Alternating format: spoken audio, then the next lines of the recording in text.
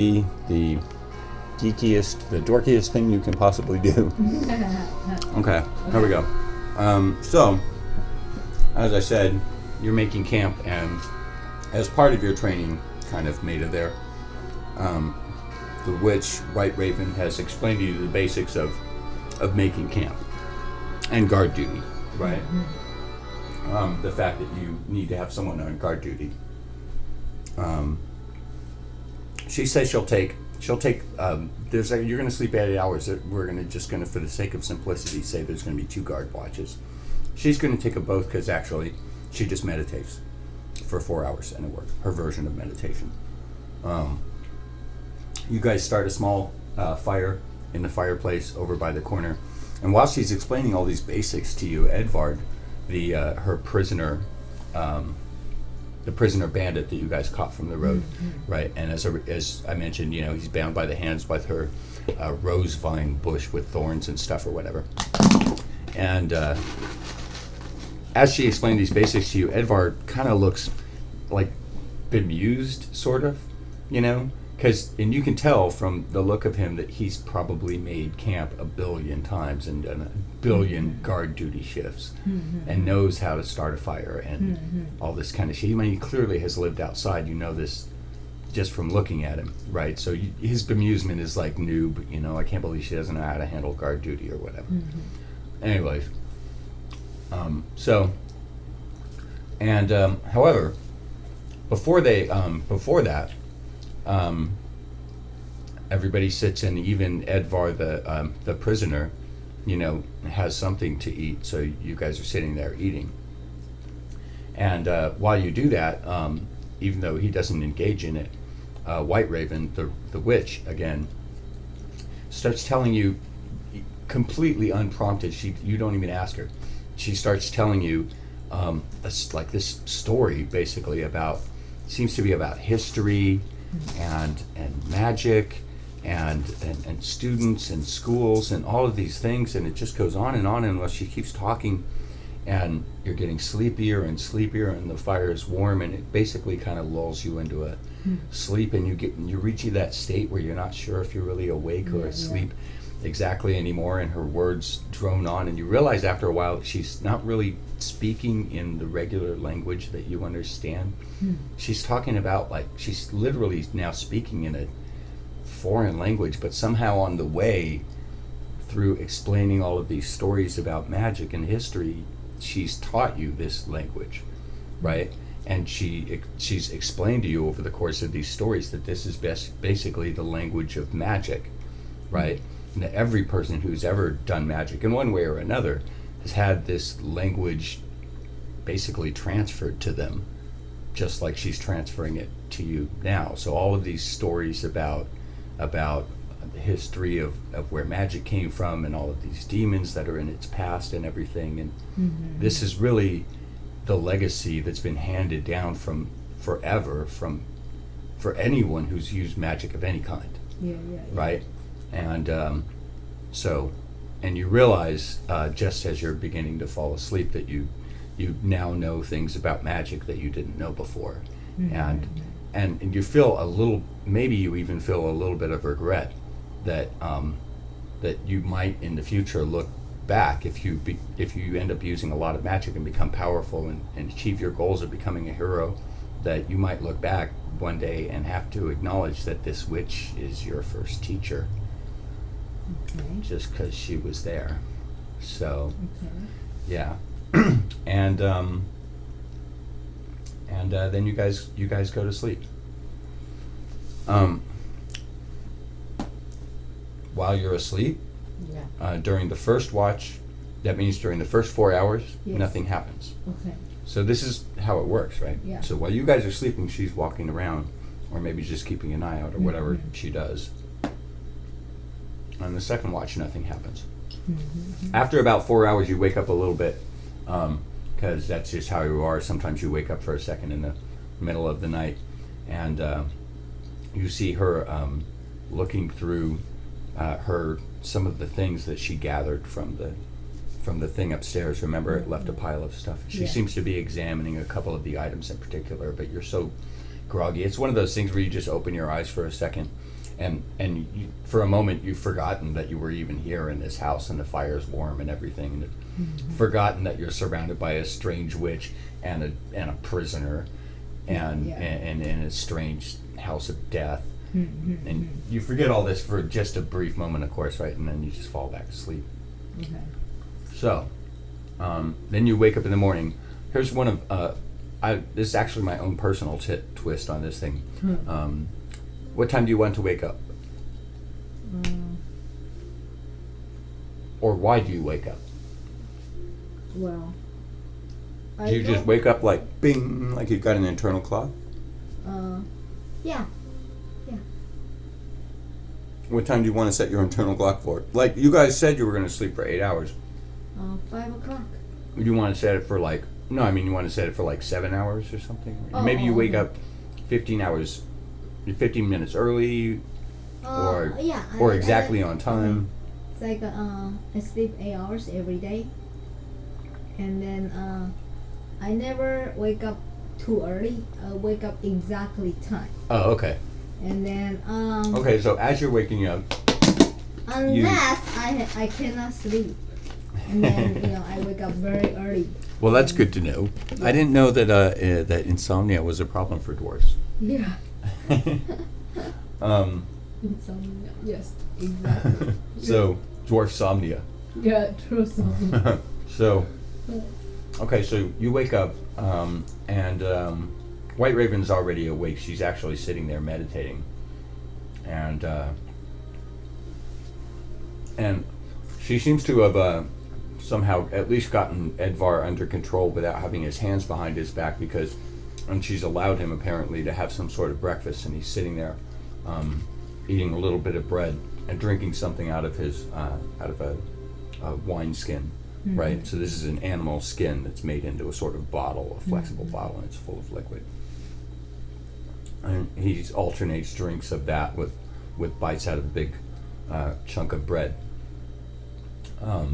So when you wake up, anything in particular you want to do?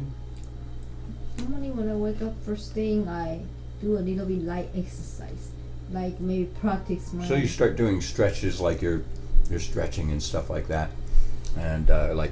Getting yourself ready and break, But after that, I normally will practice. Dusting off the old bones. Yeah, but normally after that, next thing that I will do is I practice all of my magic spell, and I want to make sure all of them that work. Oh, you just got that. Oh, wait. So when you wake up in the morning.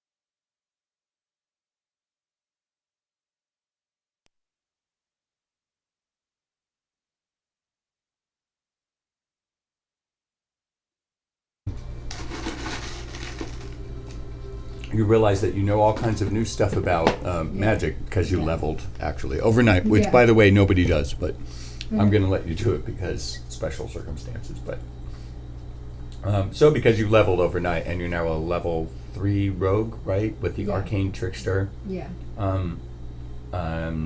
archetype, then you've learned some stuff from magic. And as I said, White Raven, you'll have to acknowledge as your first teacher. Yeah. She was the closest magic user, so it was bound to happen. And you realize that you know a few things about it. Also, White Raven made these these reference cards for you. Wow. Yeah. So And it's so, nice. yeah, well, you'll have to make your own that are better. But right now they have the minimum rules for doing this, right? For using those ones. Only those ones. The other ones I'm less worried about. We can look up, you know, because they're illusions. But these are the ones that do stuff, right?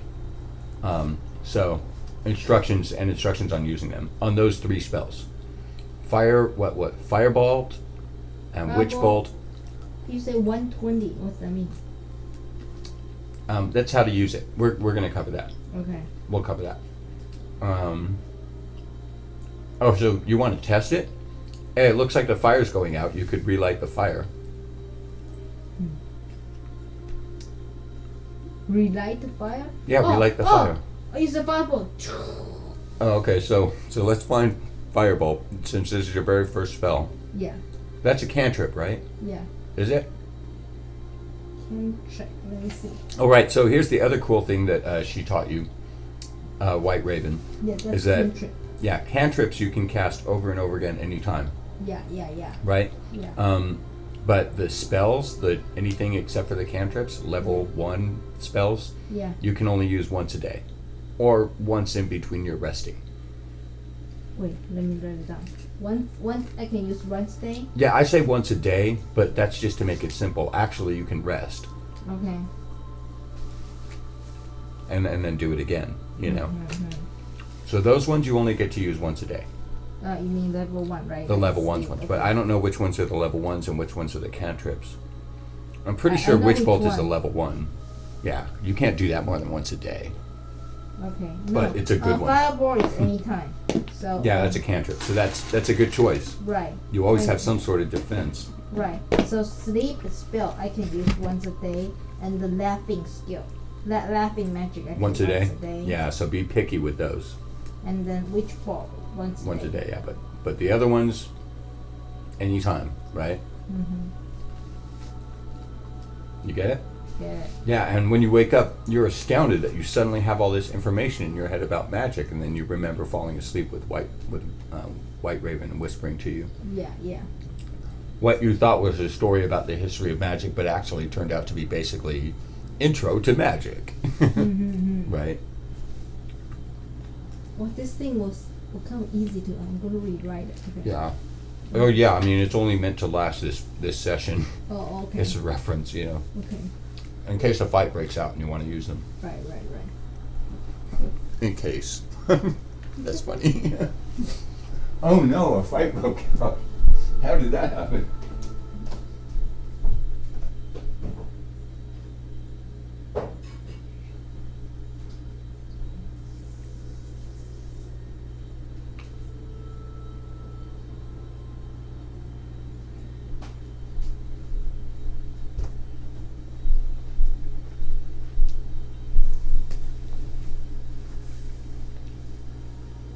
Yeah, so Firebolt, that's cantrip, right?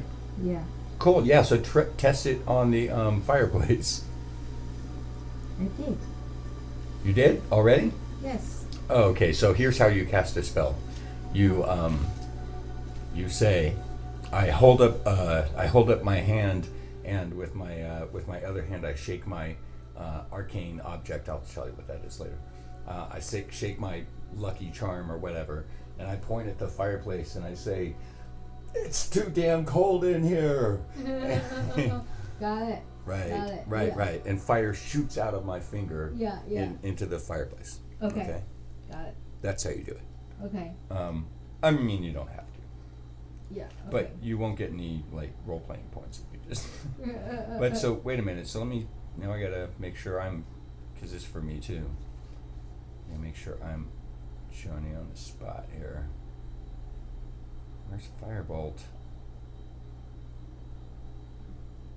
I knew you had it, so I prepared it here. Oh, okay. Yeah, so I think I wrote the instructions on there, right? Right, so 1, roll a d20.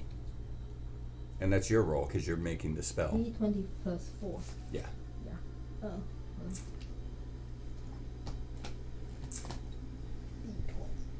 D20. Wait, gotta put it there. Down. Yeah, and the good part about this is that the log in the fireplace completely defenseless. 11 plus 4, 15. 15. Well, the log's AC is like 0 because it's a log. Yeah. And so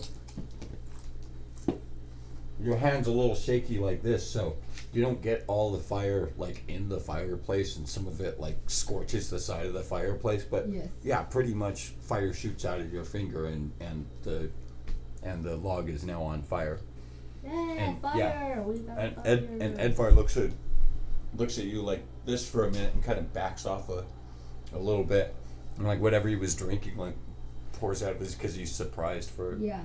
a bit, rubs it off his mouth, but he decides not to say anything about it. He is, after all, a prisoner.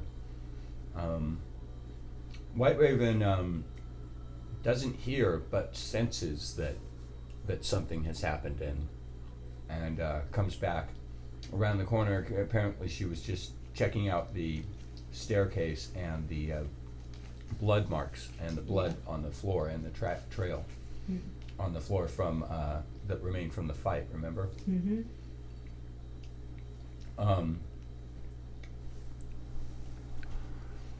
And she comes back around and sits down and begins to have a little bit of apparently some sort of breakfast. You can't really tell because her back's mostly to you, but you see her pull something out of her sack and she's eating on it. But she does give you a look sort of a sort of approval, like she's not exactly approval, but more like she's just glad, she's glad that she did it right. Yeah. You know what I mean? Yeah. So, I mean, I think you would probably, your character would probably at least understand that this is more about like the heritage of magic users than it has to do with her agenda or anything. I mean, she must have had a teacher too. Yeah. And maybe her teacher had nothing to do with how she turned out or what she's into or whatever. Yeah. You know what I mean? Still, it gets passed down from one person to another like this. It always has been. And now you're part of it too, right? Yeah. So, anyways, as she's doing this and you hear her over there crunching on something or whatever, she takes a bag that apparently in which she separated the things that she got from the loot last night, which is what we call it, loot. That means like a pile of stuff or something like from a treasure or whatever. Treasure, basically it's treasure, right? So she's got that in a bag and she pours it out on the floor about halfway between you and her so that you can see what's in there. And this is what she found. So I'll give you a few minutes to read that, and that will give me time to get some more coffee. That's what pours out of the bag. Those items.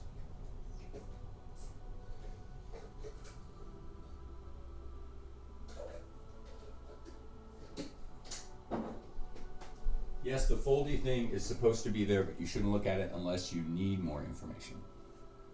So try doing it without looking at the foldy thing first. Oh, okay. Yeah.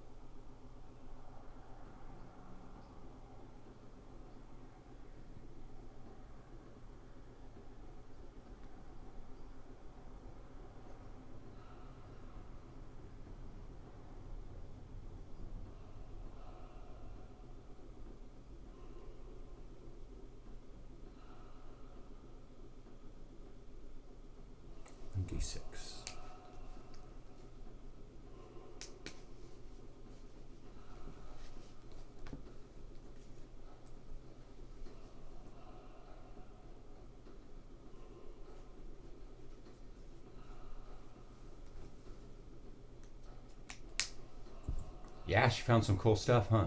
Yeah. Yeah. And she doesn't say it to you, but you get the impression that she kind of judges you as a bit of a noob for not at least making a mental note to check what stuff was there. Yeah. She always checks stuff. So is this one for me? Oh no, she just threw it on the ground on the floor. You guys, she hasn't said anything yet. I'm letting you scope it out visually. This is you looking at the stuff on the floor. I see. Right. Old knee. How can they have a rusty? The nails one of them. Right. There are 3 rusty nails. Okay. What's the first thing on the list? Portion of the healing. Right. There is one small bottle that you recognize from the color and the liquid, Yeah. and the viscosity as being that potion of healing that you bought at Winklebrow's and other places. Yeah. Routine potion of healing, handy, very handy. Mm-hmm. What's next? 3 rusty old nails. Yeah, there's 3 rusty old nails. They're all like blackened and Yeah. No, twisted. One simple looking old spear. Yeah, you know a spear. It's a long stick with a pointy metal on the end. Spear. Yeah, it's an old, like kind of just regular looking old spear. Although it does look old and it's stained with blood. Yeah. A familiar looking old stick. Yeah, it's just a regular stick, like a small thin stick. When you look at it, it gives you that sense of deja vu, like you feel you know this stick. Very small piece of burned twig. Yeah, there's a small piece of a twig, like a tiny piece of branch off of the tree. It's all dried up and blackened, and the end of it is burned. Yeah, and small red apple. Yeah, one small apple. Got it. Really tiny one. You know, the tiny kind, Yeah. not big. Not a big full apple, but those tiny, what do they call them, crab apples? Yeah. They're not sweet or anything. Yeah. Yeah. So, she reaches over with her hand while she's eating her breakfast, apparently, and starts to separate the items out. Yeah. Absent-mindedly, she's like not even looking at them really. She's already planned how she's separating. Starts separating these out to you, and she gives you the potion of healing and the. I'll give it to you so you can mark it down. Yeah. Gives you the potion of healing, and she takes the old nails, and she also takes the burned stick, like the burned twig, the piece of a tree, ugly burned tree, and it like smells bad and stuff. She takes that. She gives you the apple and the potion, and the thin stick that looks familiar. Yeah. She looks directly at you, and hands it to you with like a sly grin, and that looks significant. And then the long pole with the blood stains, she gives to you as well. And she keeps the old stick. Okay. And the nails. Okay. She keeps the burned stick and the nails. Okay. She gave me a spear. Yeah, she gives you the spear. When you look at it, and you, oh wait, do you do something with it? So no, she's just separated them out on the floor. Okay. Spear from. Yeah, you can keep the list, and you just cross off the things she took. Okay. Which of them do you? I can keep a list, right? Yeah, you can just cross off the things she took. She took the burned stick, the burned twig. Okay. The blackened burned thing. Yeah. Yeah, and the nails. She's weird. That's all? Yeah, she's weird. She gave you all the valuable stuff, and she took the burned twig and the nails. Okay. And I got a red apple. Yeah, a red apple. Okay. Yeah, and all the other stuff, right? Yeah. And that stick. Do you any of those you want to examine first? What do you do? What is a small red apple? So do you pick up the apple? Yeah, pick up the apple. Do you? It looks like an apple. Looks like a small red apple. Really? Yeah. Do you want to eat it? No, because Don't trust anything in here? Yeah, of course, if there's rusty old nails, why do I have fresh apple? know what I mean? Well, this place One. is odd and magic. One. Yeah. Okay. Remember, this is also the place where when you've broken things, it's turned into rats. Okay, so I exercise my my spell for the fireball. Wait. Yes. Don't do that. Yeah, there's no need to exercise those. But what about the stuff? What are you going to do with the stuff on the floor? The stuff he just gave to me. Yeah. Oh, I'm gonna put it in my inventory, of course. Oh, okay. All of it? Okay, put them, if you're going to put them in your inventory, then mark them with DH, like I said. DH. Okay. Yeah, again, also mark them DH. So all stick. What's all stick do? Do you want to examine it? Yes. So do a perception. Perception, roll the perception. So D20 and add your perception modifier. Okay.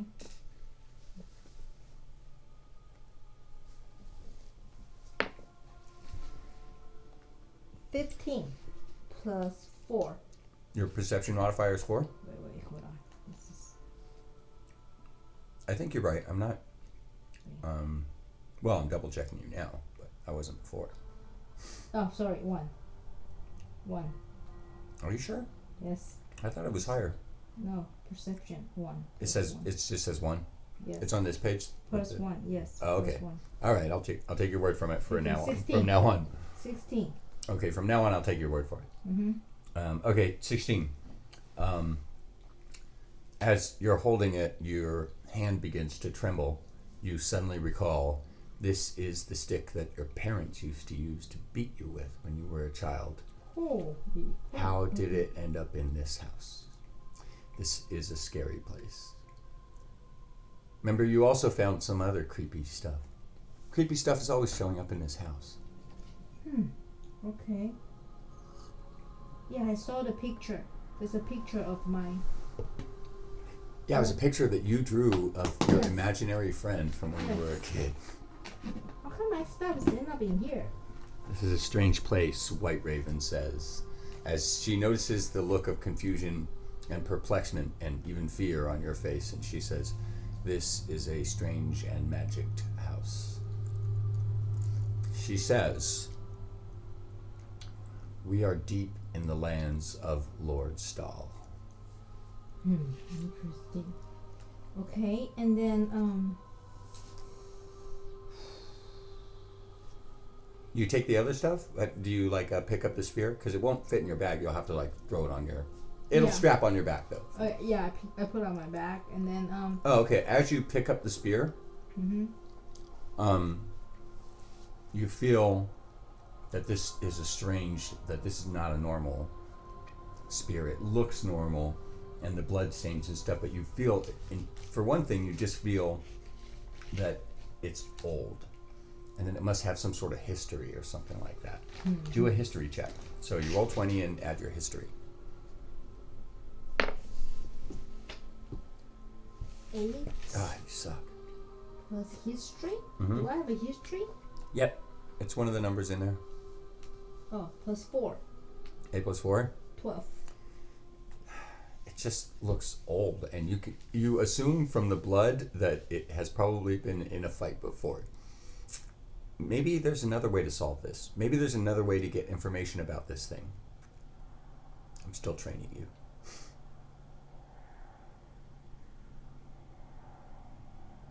Look around the room. What's in the room?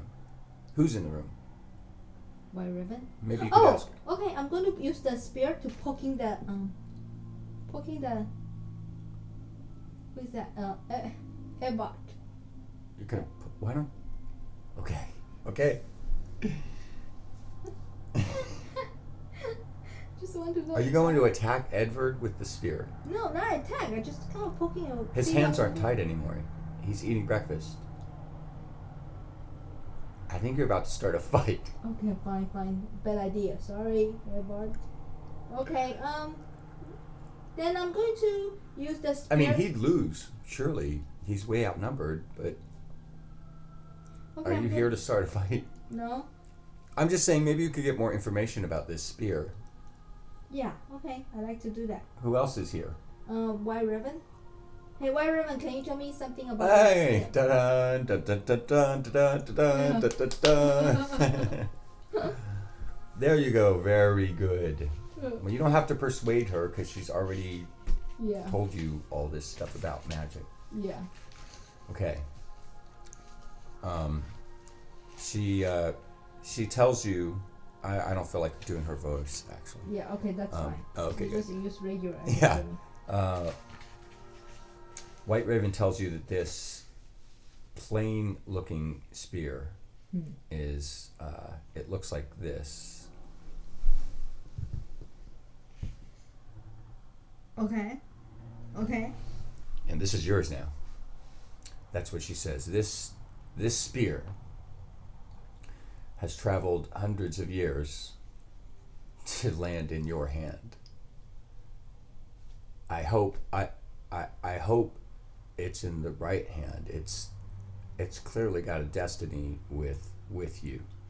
And she tells you as you turn the spear around in your hands, and you, even though it's like a cheap spear, you learn to appreciate the like simple workmanship of it, and she explains to you that this weapon is known as the blood spear. What's a blood spear? Yes, I'm glad you asked.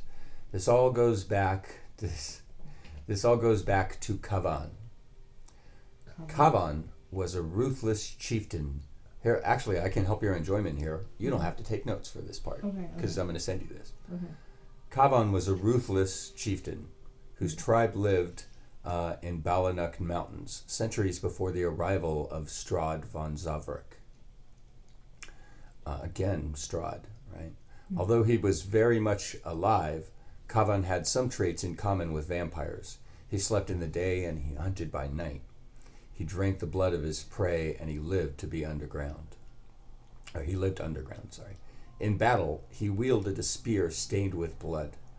His was the first blood spear, a weapon that drains life from those it kills and transfers that life to its wielder, the person who attacked it, imbuing that individual with the stamina to keep fighting. When you fight someone with this, and their hit points go down to 0, you gain 2d6 hit points. 2d6 hit points. Yes. If I use that. Yeah, if you use this and you reduce them down to 0. You don't have to write it. I'm going to send it to you right now. Okay. Hey, technology can actually help D&D. Much easier. Yeah, then you could just copy this.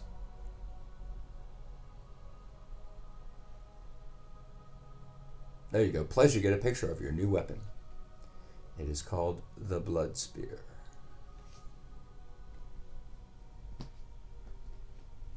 Okay. Blood spear. The Blood Spear. Okay. It is, when you hit someone with it, it's a regular, you can add it to your weapons, if you want. Yes. When you hit someone with it, it's a regular 1d6, but when you get them down to 0, you get 2d6 to your HP. There's just the numbers. I know it's hard to read. It was only, the note is for long enough for me to transfer the information to you. Oh, cool. Now it's your weapon. You better know how it Can you type works. this tomorrow and email me? Then I don't have to rewrite. I just sent it to you in Okay. in Hangouts. Yeah. Okay. Yeah, that's the whole history and everything of it. Okay. So That's- if I use that to hit someone and 0 hit point, reduce the. What does that mean? When you hit with the attack using this magic spear, and then reduce the target to 0. So I hit them, they will be 0. No, when you've hit them enough, like you hit them, and Yeah. they're still 12, and you hit them again, and they're 3, and you hit them again, they're 0. When you hit 0, you get back 2d6 Oh, I see. of Okay. HP. Okay. Okay. Trust me, I did not plan this. It just so happens this is a lot like the spell you were asking for earlier to get back points for hurting someone. Right. Remember? Right.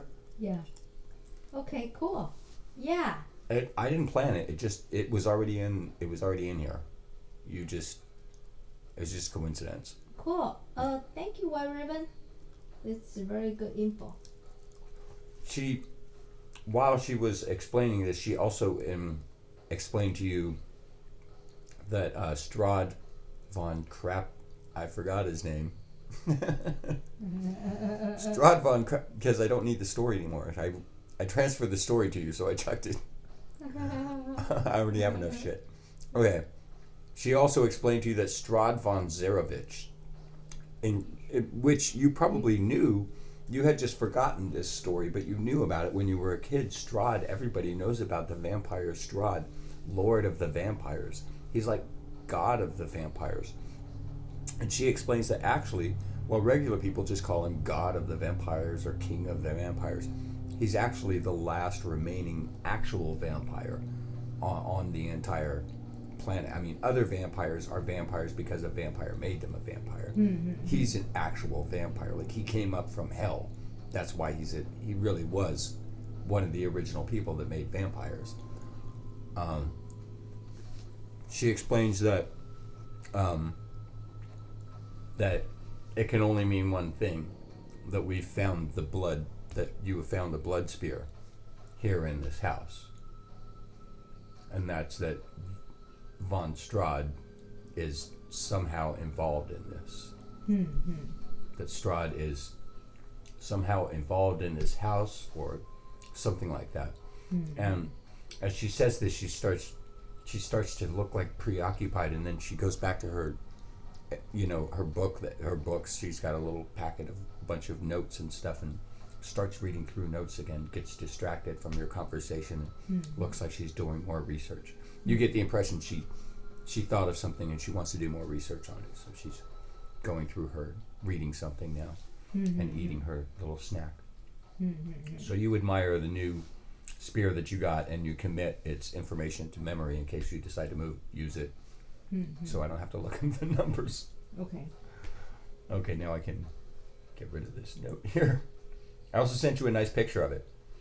Yes, it's actually I know it's rather simple, but this is your first magic weapon, and it's cool because it's custom.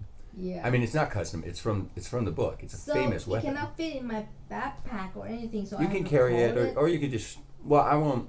We won't act like your hands are busy or anything. Okay, we'll just assume when you need your hands, you put it in a hoop on your back or something.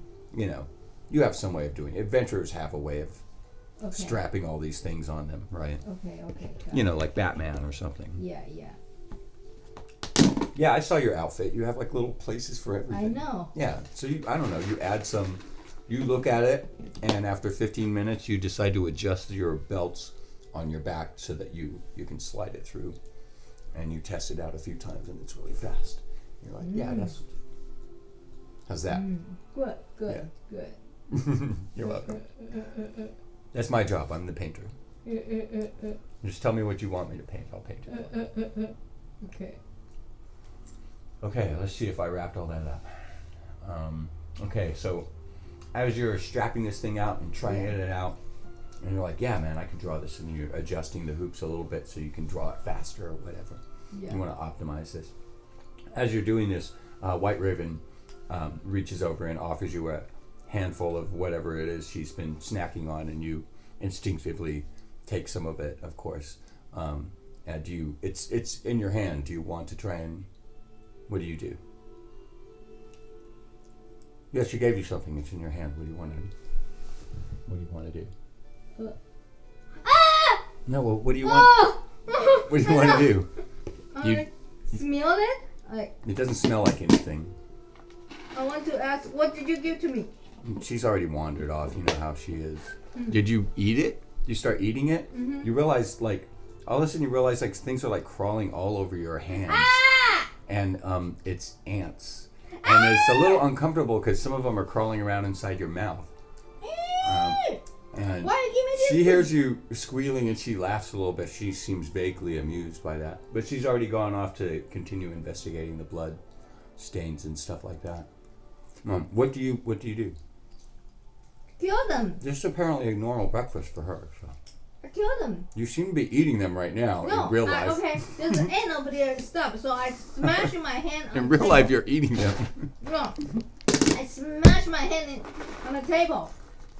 I'm smashing the food plus just smashing the ants. Okay, you do like 1,000 D10 damage to the tiny ants.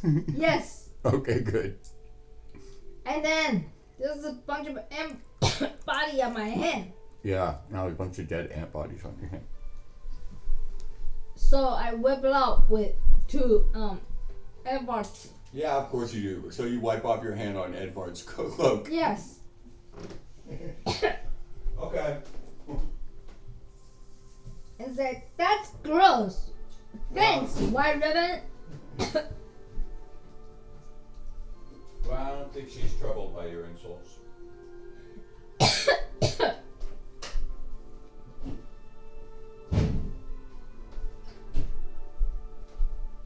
Are you coughing because of the ants? Good role playing. I just. Really impressive role playing. Hey, I want some coffee too. Okay, I'll make some. Okay. Give me a second to catch up here. I had a whole bunch of shit I had to take care of, and I think we got up through all of it. Okay. Some of that was training, because you don't know how like guard duty works. You don't know how magic tricks work, so normally we wouldn't spend this much time like doing that kind of thing.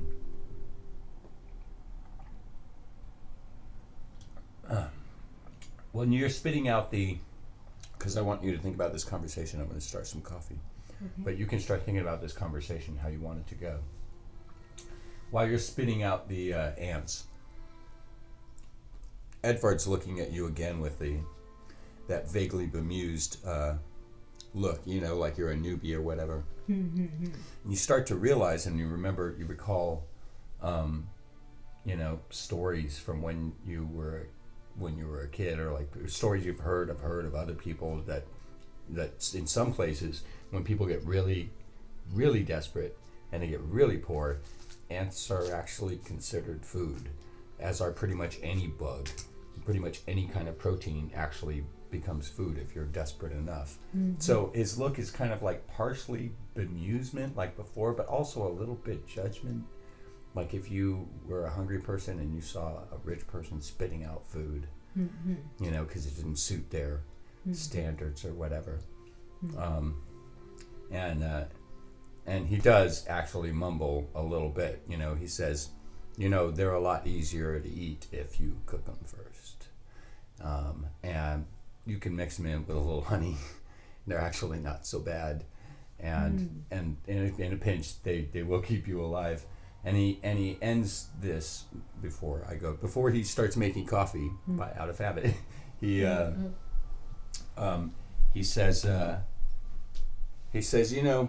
I wonder, maybe you might as well tell me, because I've often wondered, what's it like being a rich, noble person? He asked me that? Mm-hmm. You asked me that? What's it like? Nothing special. Go slow, because I have to make coffee. Okay. Well, actually, nothing special, just regular life. To me, I just feel like I can, if I want something, I can just get it. To me, it must be nice to never have had to have eaten ants. Well, I don't. Well, I like to eat. I enjoy eating. I eating bunch of stuff, but no, I haven't. Who doesn't? I haven't eat ants because. You've never been that desperate. That's not true. Even ant is like very valuable food or whatever, very expensive. I still not eat it because I don't eat live things. It's not about how expensive they are, lady. It's about how hungry you are. Well, I just don't eat live things, even though I'm hungry. I think that's really gross. That's how I feel. Actually, I don't know. You need some money? Are you grew up in a really poor family? You never have enough in your life, or what? Tell me about yourself. He reaches over and finds where on the table that you tried to smash it, and then on his cloak where you tried to rub them, that there's actually a couple of ants still alive, and he's picked them up and he's eaten them just to make a show of it, even though he's already eaten. And he washes it down with some sort of white liquid out of his bag that you saw him drinking from before. And he says it must be nice to have all of those luxuries. You know, you have to be rich in the first place to even think about life that way. You'll get a different perspective if you live like the regular people, like my family did. Hmm. I know you think we were just bandits or something, but like everybody, we'd rather just live our regular lives. We farm pigs, sheep, goats, cows, Hmm. maybe a little bit of vegetables, but when the weather gets bad or armies come through and take everything, sometimes we get desperate and we do what we have to do. Hmm. But we've never done anything as criminal as what Auntie Slipskin forced us into. Hmm. I know someone in your position, you would never even have to face anyone manipulating you or taking advantage of your lower position Hmm. like that, because you're protected from all of these things, Hmm. being rich. So I wonder what it must be like for you, and you eat some more of the ants, just to show off that for regular people this is not a big deal, and you're just some stuck Well, up. you know, You're just some stuck up noble. some of the ants are poison. Do you know that? And White Raven whispers a little bit as she walks past, some of ants are magic. And she keeps going. And he explains a little bit more that he and his brother and his sister, 3 in their family, and their mother, their father's been dead. He didn't come back from the war. And that they used to farm all kinds of animals, including goats. He says, and this is the last of the goat milk from home. And he looks at you and I goes, I suppose you don't drink goat milk either, do you? I do. Won't eat ants, won't eat drink goat milk. He says, you know, for a noble like you, people like me and the things that we do, they don't matter at all. I bet you don't even remember my brother. Well, I drank goat milk before. It's very tasty. It's a very sweet, tasty thing. For our family, we drink all kinds of milk. Goat milk is one of the very nutritious stuff that we drink. Quite expensive also.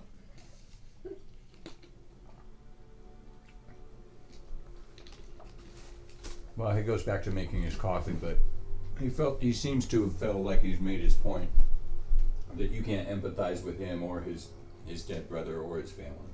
Mm.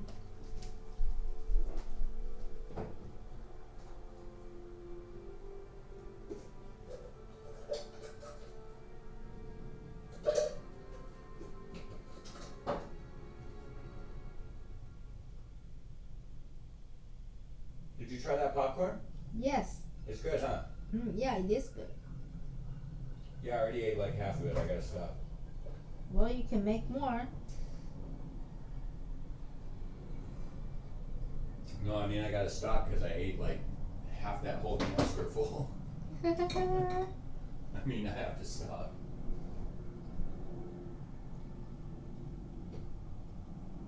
Where's your coffee cup? Here.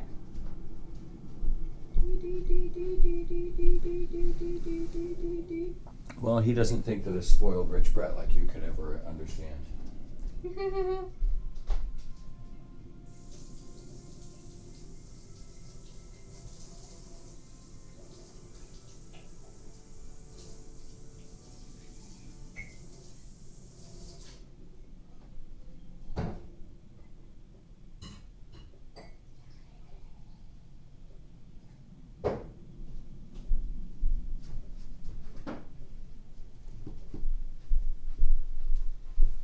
There you go. Thank you. Thank you. Yeah, I don't think he would bring you coffee though.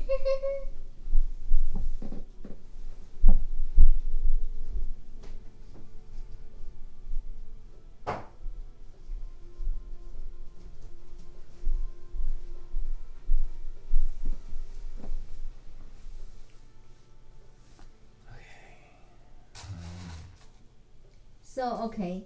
So I we are still in the house, so I wake up, eat my breakfast, and they give me some ants and peels off and stuff, and then I kind of draw the fireball to the fireplace. Everything is okay.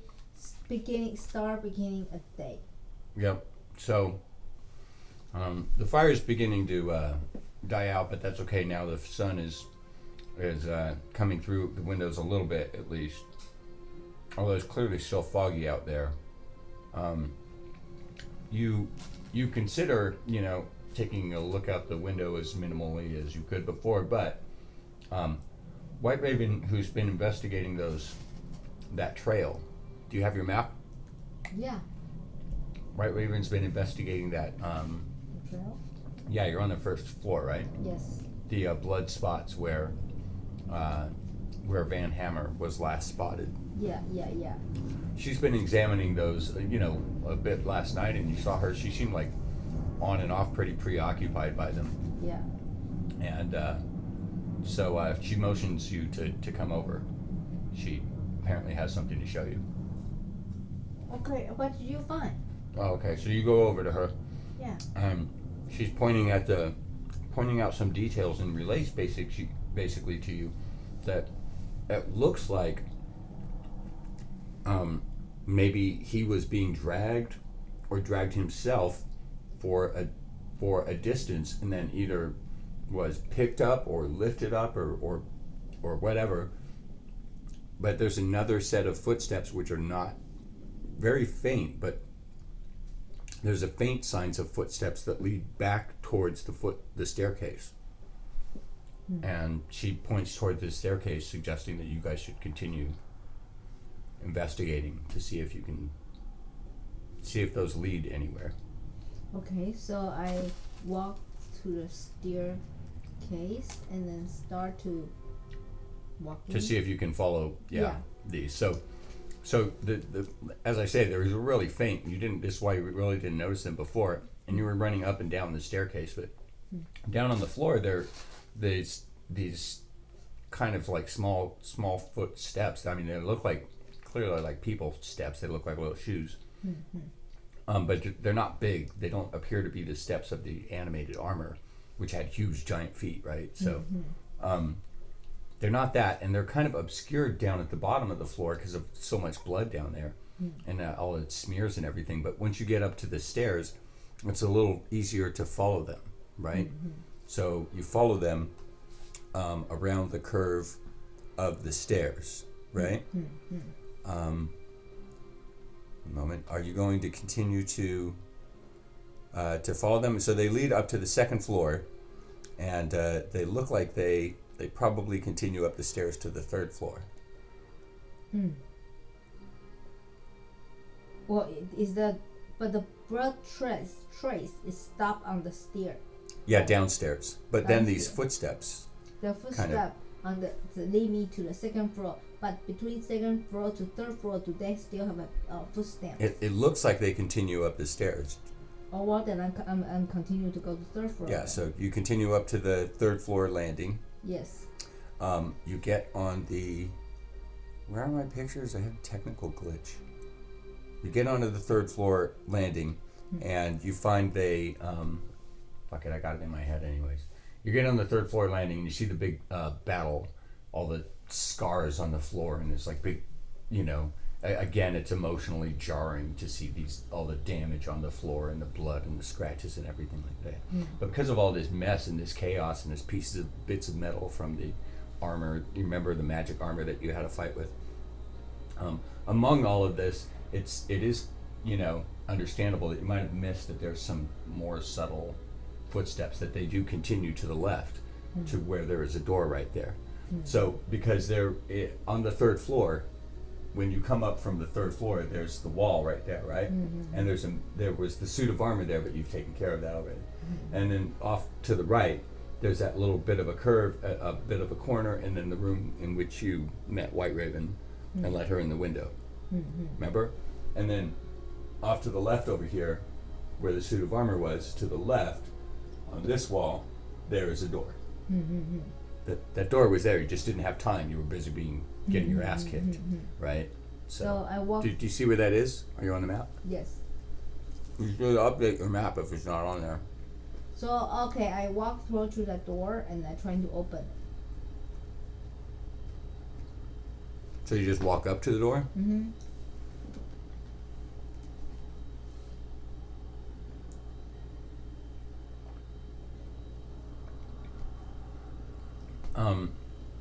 Okay. When you started walking up the stairs, White Raven, did you indicate that she should follow you?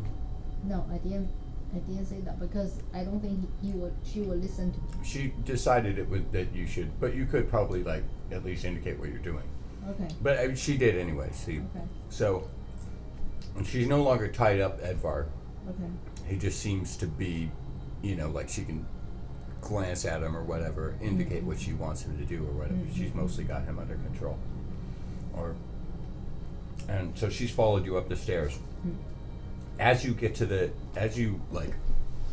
reach out to grab the door open or whatever like that, and you hear Edvard from behind you kind of like quietly whisper, he's all, hey, carefully now, and do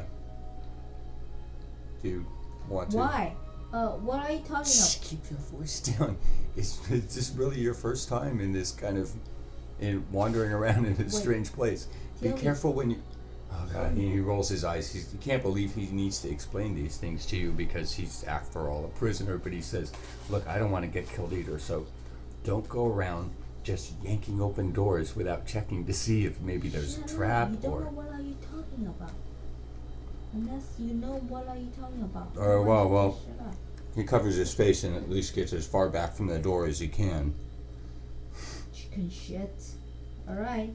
I'm trying to open the door. You can hide behind me. So you just walk up to the door and... walk to the door. I'm trying to open the door. you maybe like check or anything?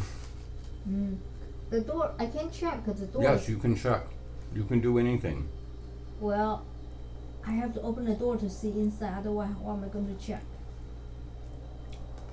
While you're standing there pretending like you're playing Pac-Man, Edvard decides to get down on his hands and knees and look like this and see if he can see under the door. Okay, what did you see, Edvard? Yeah, you can't tell. See, then what's the point to look? I told you. You should do that. No, You should do this. But you already did it. Tell me what you see. He doesn't seem willing to work with you. Fine, let me do it. Yeah. Okay. Okay, so you decide to take a look at the door. Right. This is still your training, by the way. Okay. If I don't teach you this, you will get killed. Okay, so I look. Okay, so do an investigation check. Yeah, roll a d20 and add your investigation, whatever it is. 11. Mm-hmm.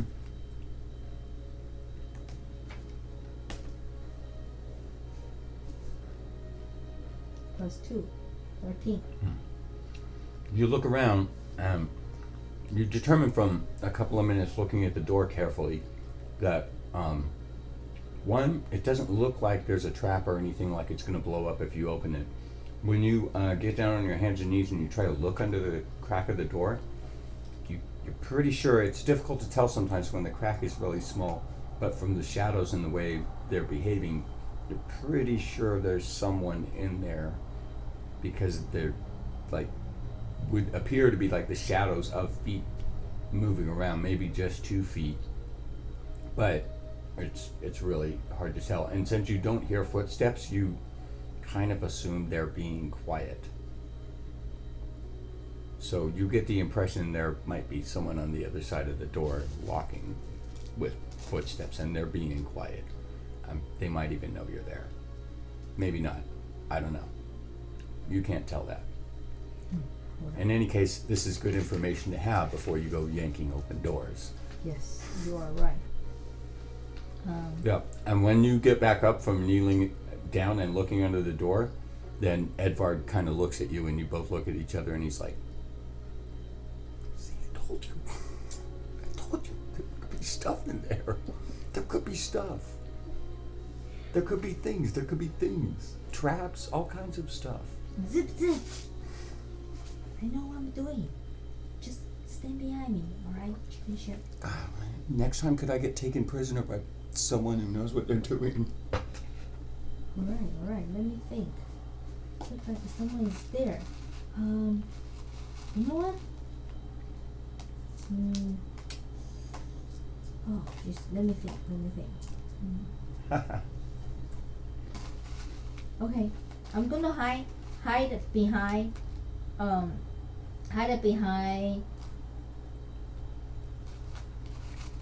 the desk. No, curtain. Okay, so you try to hide behind the curtains. Yes, I'm gonna use my magic hand. Well, there's no one here. Let's say since there's no one here, you totally have all the time in the world to hide yourself beside the curtains. Yeah. Right, and I'm What gonna. do you want the other guys to do? Hide it too. Just Oh, okay. hide. So you indicate to them to hide, and White Raven already got the idea when you started hiding. You look around and again, you can't see her. She's gone. Right. Okay. I'm gonna use my magic hands. Knock the door. 10 points XP. Okay. 10 point XP. You're going to knock on the door? Mm-hmm. Knock on the door. Yes. People don't usually go around in dungeons knocking on the door. But okay. Oh my god, that's good. That is really good. Hey, I'm a noble people, okay? Civilized. Right, I'm gonna knock on your door, then I'm gonna chop your head off.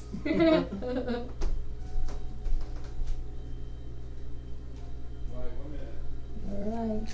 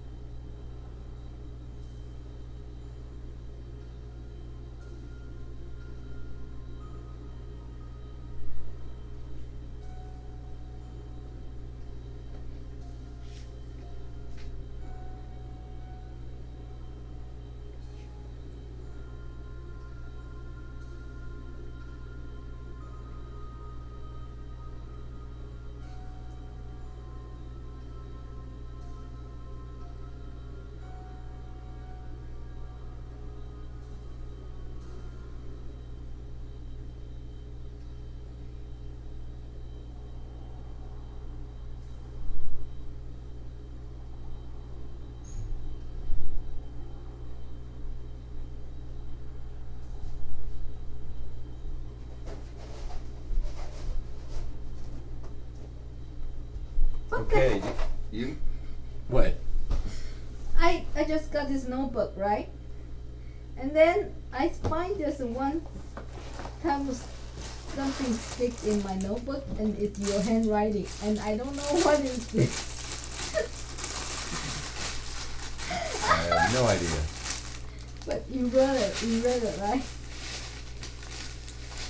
But attend no more if they know. Woman gather to teaching about Gary. So you list all the women. Okay, yeah, I'm recording. Alright, fine, sorry. I'm trying to edit all of this crap.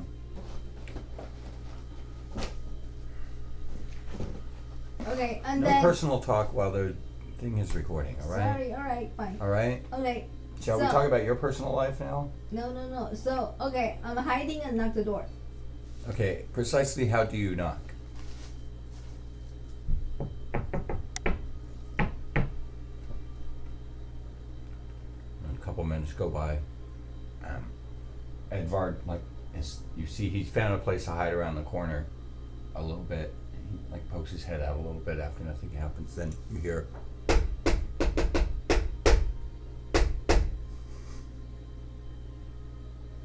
from the other side.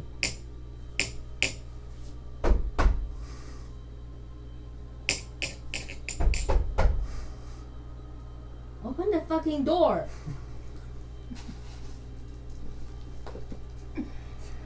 Oh my god, is that you? you hear from the other side of the door. Hey! And you Ben, is that you? and you open the door. On the other side is Zealing.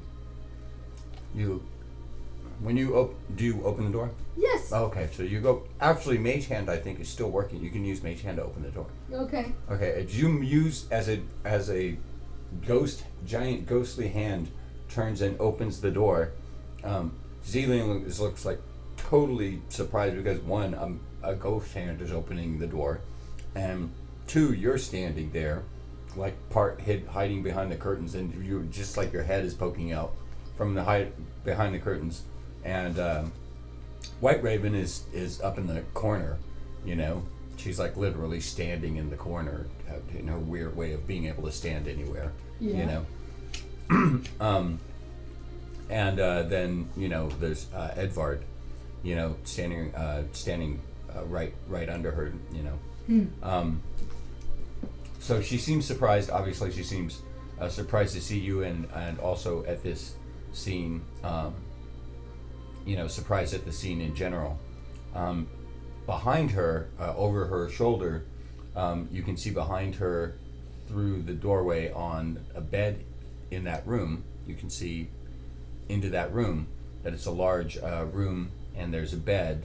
From the color of the light, you gauge that there is a fire going in there, and on the bed you see a body, a short body. So, hold on. Edward, wait, stay right here. Because I'm not sure if that's real or it's some sort of a magic trying to trick us. So I'm going to do something. Just hold it right there. I'm going to use my magic trick.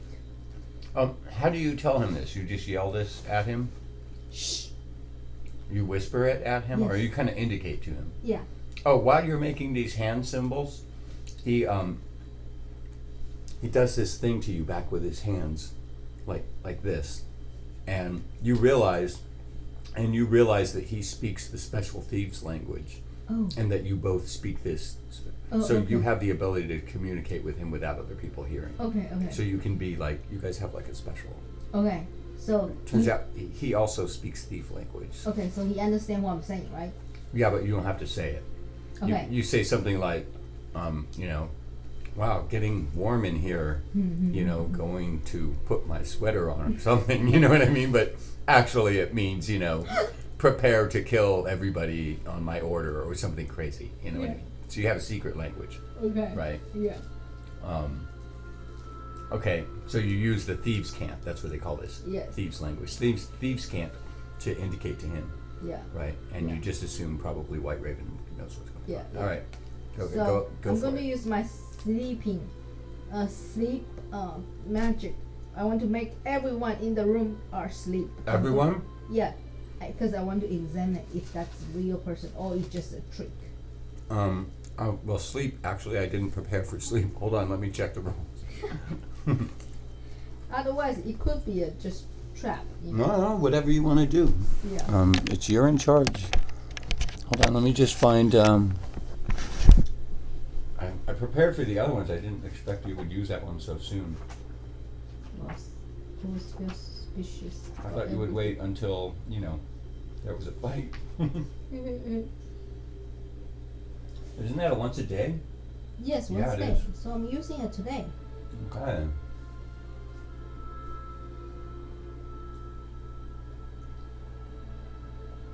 $5d8. Where do you? So you point your hands at an area, Yes. and you rub your eyes as if you were sleeping, and you go, oh, and you kind of pantomime sleep. And as you do that, a really slow version of like a blue fireball comes out of you, but it's slow, kind of like that creepy moth from that sleeping commercial. Yeah. And it floats like real slow over to where you're pointing. Where are you pointing? Show me on your map. In the room. Into the room? Yeah, in the room. Testing, Where you can testing. see. You could do like Testing maybe at on the doorway. audio. At the doorway? Yeah. Okay, and this actually, yeah, a creepy, several creepy, slow-moving, Is there audio? glowing moths How's the audio? fly out of your fingers and land on the doorway, and where they land on the ground, like a blue dust spreads out, a very fine, Unfortunately, blue, there's shimmery no dust, Mhm. and a bunch of people fall asleep. So roll 5d8. Your d8 is the weird double pyramid. I still have the other audio on. Yeah, so roll that You should 5 be hearing times. that too. And, 5 times. Should be hearing that. When I'm sitting here, can you see this board at all? and you have to keep the number. 6. You keep it. Okay. Just not 6. us. Wait, you have to wait. You have to wait. It's about 60 seconds. 63. Wait. 7, Maybe 40 6, seconds. 3, 7, 2. You're not seeing what's 6, happening. 6, right 3, now. 7, Seeing 2. what happened 40 seconds. There's a time. Which is 6, 6, 6. 6, 3, 7, 2.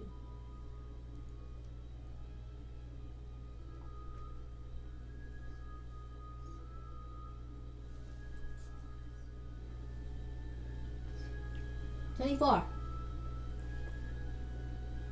24. range. 20 feet. Swim is 30 feet.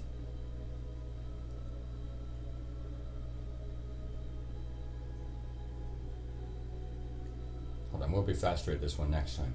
Yeah, it's okay. White Raven does not fall asleep. Zeeling looks at you with a look of confusion. Like, first she's confused that blue magic shit is coming out of your hands, and then she's confused why she's falling asleep. And she kind of like does that thing where you just look really comfortable wherever you are, and like leans over and starts to fall asleep. You turn around when you hear some like clumps, like a gentle thud behind you, and you find that Edvard has fallen over, and he's also asleep. His eyes are asleep. You don't see White Raven. She's like either invisible or something like that. That's it. So You've set both of them to sleep. Okay, so I walk out from the curtain and towards the room, and I examine the ceiling and check and feeling him, the body still warm.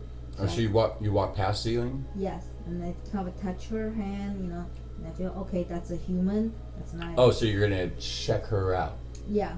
You investigate her? Yeah. Okay, so do an investigation. So a D20, right? 7. Plus your investigation. 7. See, you got it plus- down. You know how this works now. 7 plus 2, 9. Oh, she's asleep. She looks kind of like her.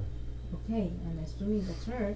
So you also mentioned the bat, the bat there. There's some. As you get to the doorway, you get a clearer view of the bed, and you see that Van Hammer is on the bed, at least not moving.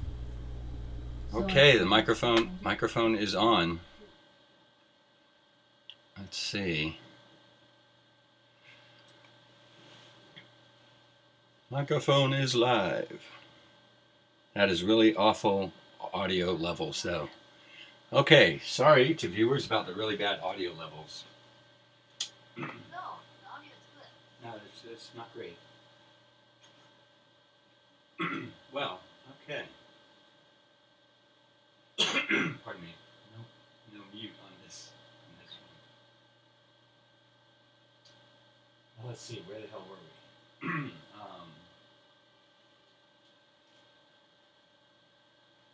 Okay, so why don't we recap from where you were when we last left you, up to the point where you were had just escaped the Durst house, right? Yes.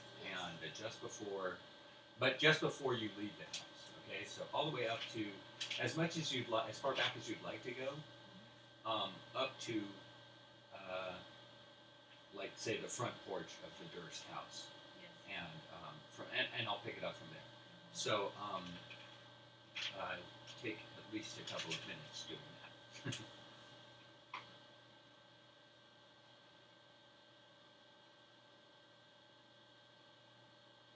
Can you see the board? It's not crucial that they do this. It's nicer.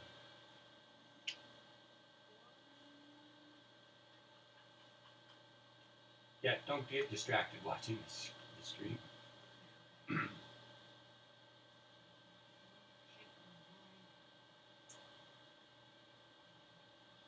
So I'll give a little background for you. This is while you're finding your stuff. A little background. You started originally as a level 1 road. Yeah. Walking down a road, you encountered a drunk beholder who petrified you briefly, Yes. right? Yes. And not petrified, but paralyzed you Yes. briefly. And then you met apparently an associate of his of some sort named Ziling. And a little background for viewers that that's actually a character from Storm King's Thunder, which we are not into yet, but I'm kind of hoping to aim towards. And so this kind of a early cameo appearance, basically, if you recognize the name. So Zealand gave you some basic instruction, right, as to using your weapons, and you guys had a target practice with a skeleton, Yes. with Scarecrow actually, right, Yes. up on a hill, and then the sun went down, and the Scarecrow actually turned out to be like an evil Scarecrow, Yes. and it came after you guys, and you fought it, and that was cool. I think there was some skeletons in there too. There might be skeletons somewhere along the way. And then you guys went to the bar, right? Yes. You went to a bar called, remember the name? I forgot the name. It's too bad I can't give you negative XP. Yeah. Well, the name of the place was Tommy Tonics. Oh yeah, Tommy. Tommy Tonics. Yeah. You went to Tommy Tonics, Right. and there you met a couple of other people, Right. right? Including, give me some of the people that you met there. Oh. Most of which have become now regular characters. Well, I met a bunch of people there. I think I met the magics. Wait, okay. I met Tommy Tonic. Yeah, you met this, or you met Right, Tommy and Tonic. met Big notorious White Tommy Raven. Tonic. And then also, White Raven, a witch, yes, a Yeah. hag, as they call them, Yeah. And then as the common folk call them. Yeah, also Halfling. A bunch of Halfling. Yeah, some halflings, Yeah, as I and recall. Some And halflings. Wiggle, Glitter. Wall Glare, that's the beholder, that's correct. And then Yeah, so then fast forward to the next morning. Oh, good, that's good to remember that. So the next morning, you guys set out, you did a little shopping, as I recall, Yeah, I bought And then- bought and then some you tried- stuff, weapon, and then you tried to return some of it. Yes. Yeah, but they don't take returns.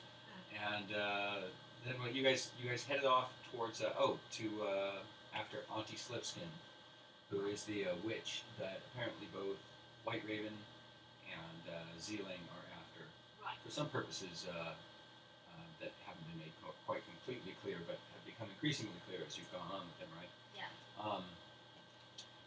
And let's see, on your way north up Trade Way Yes. is the name of the road that goes up and down the Sword Coast.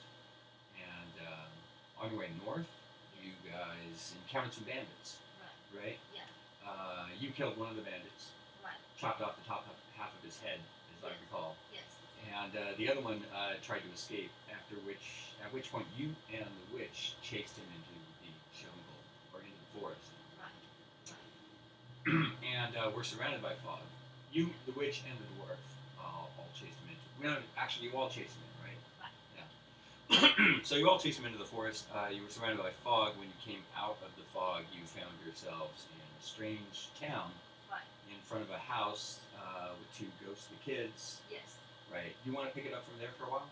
Well, I met the kids, and then I give them my my tiny elephant, and then they was telling me they are terrified to go back to the house, so they lead us to the house, and then they keep saying there's some bad thing happened there, there's some ghost or something, and then I asked them what's their parents and stuff, and they say they don't know. All they know is inside the house. So all of the people, me and then, because in that moment we cannot find the link, so me and then we walk into the house, and then everything started.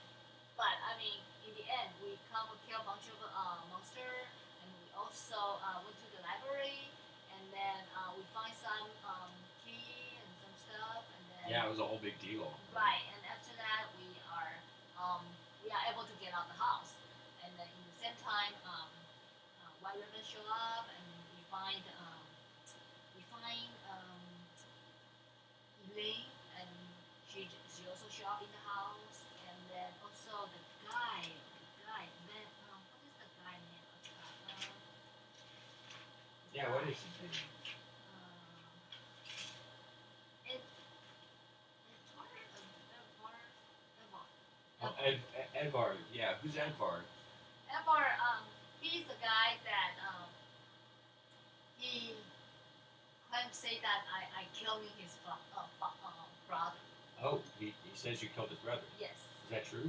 Um, I killed someone, but I don't know if that person is his brother. Oh, but well, he says it's his brother.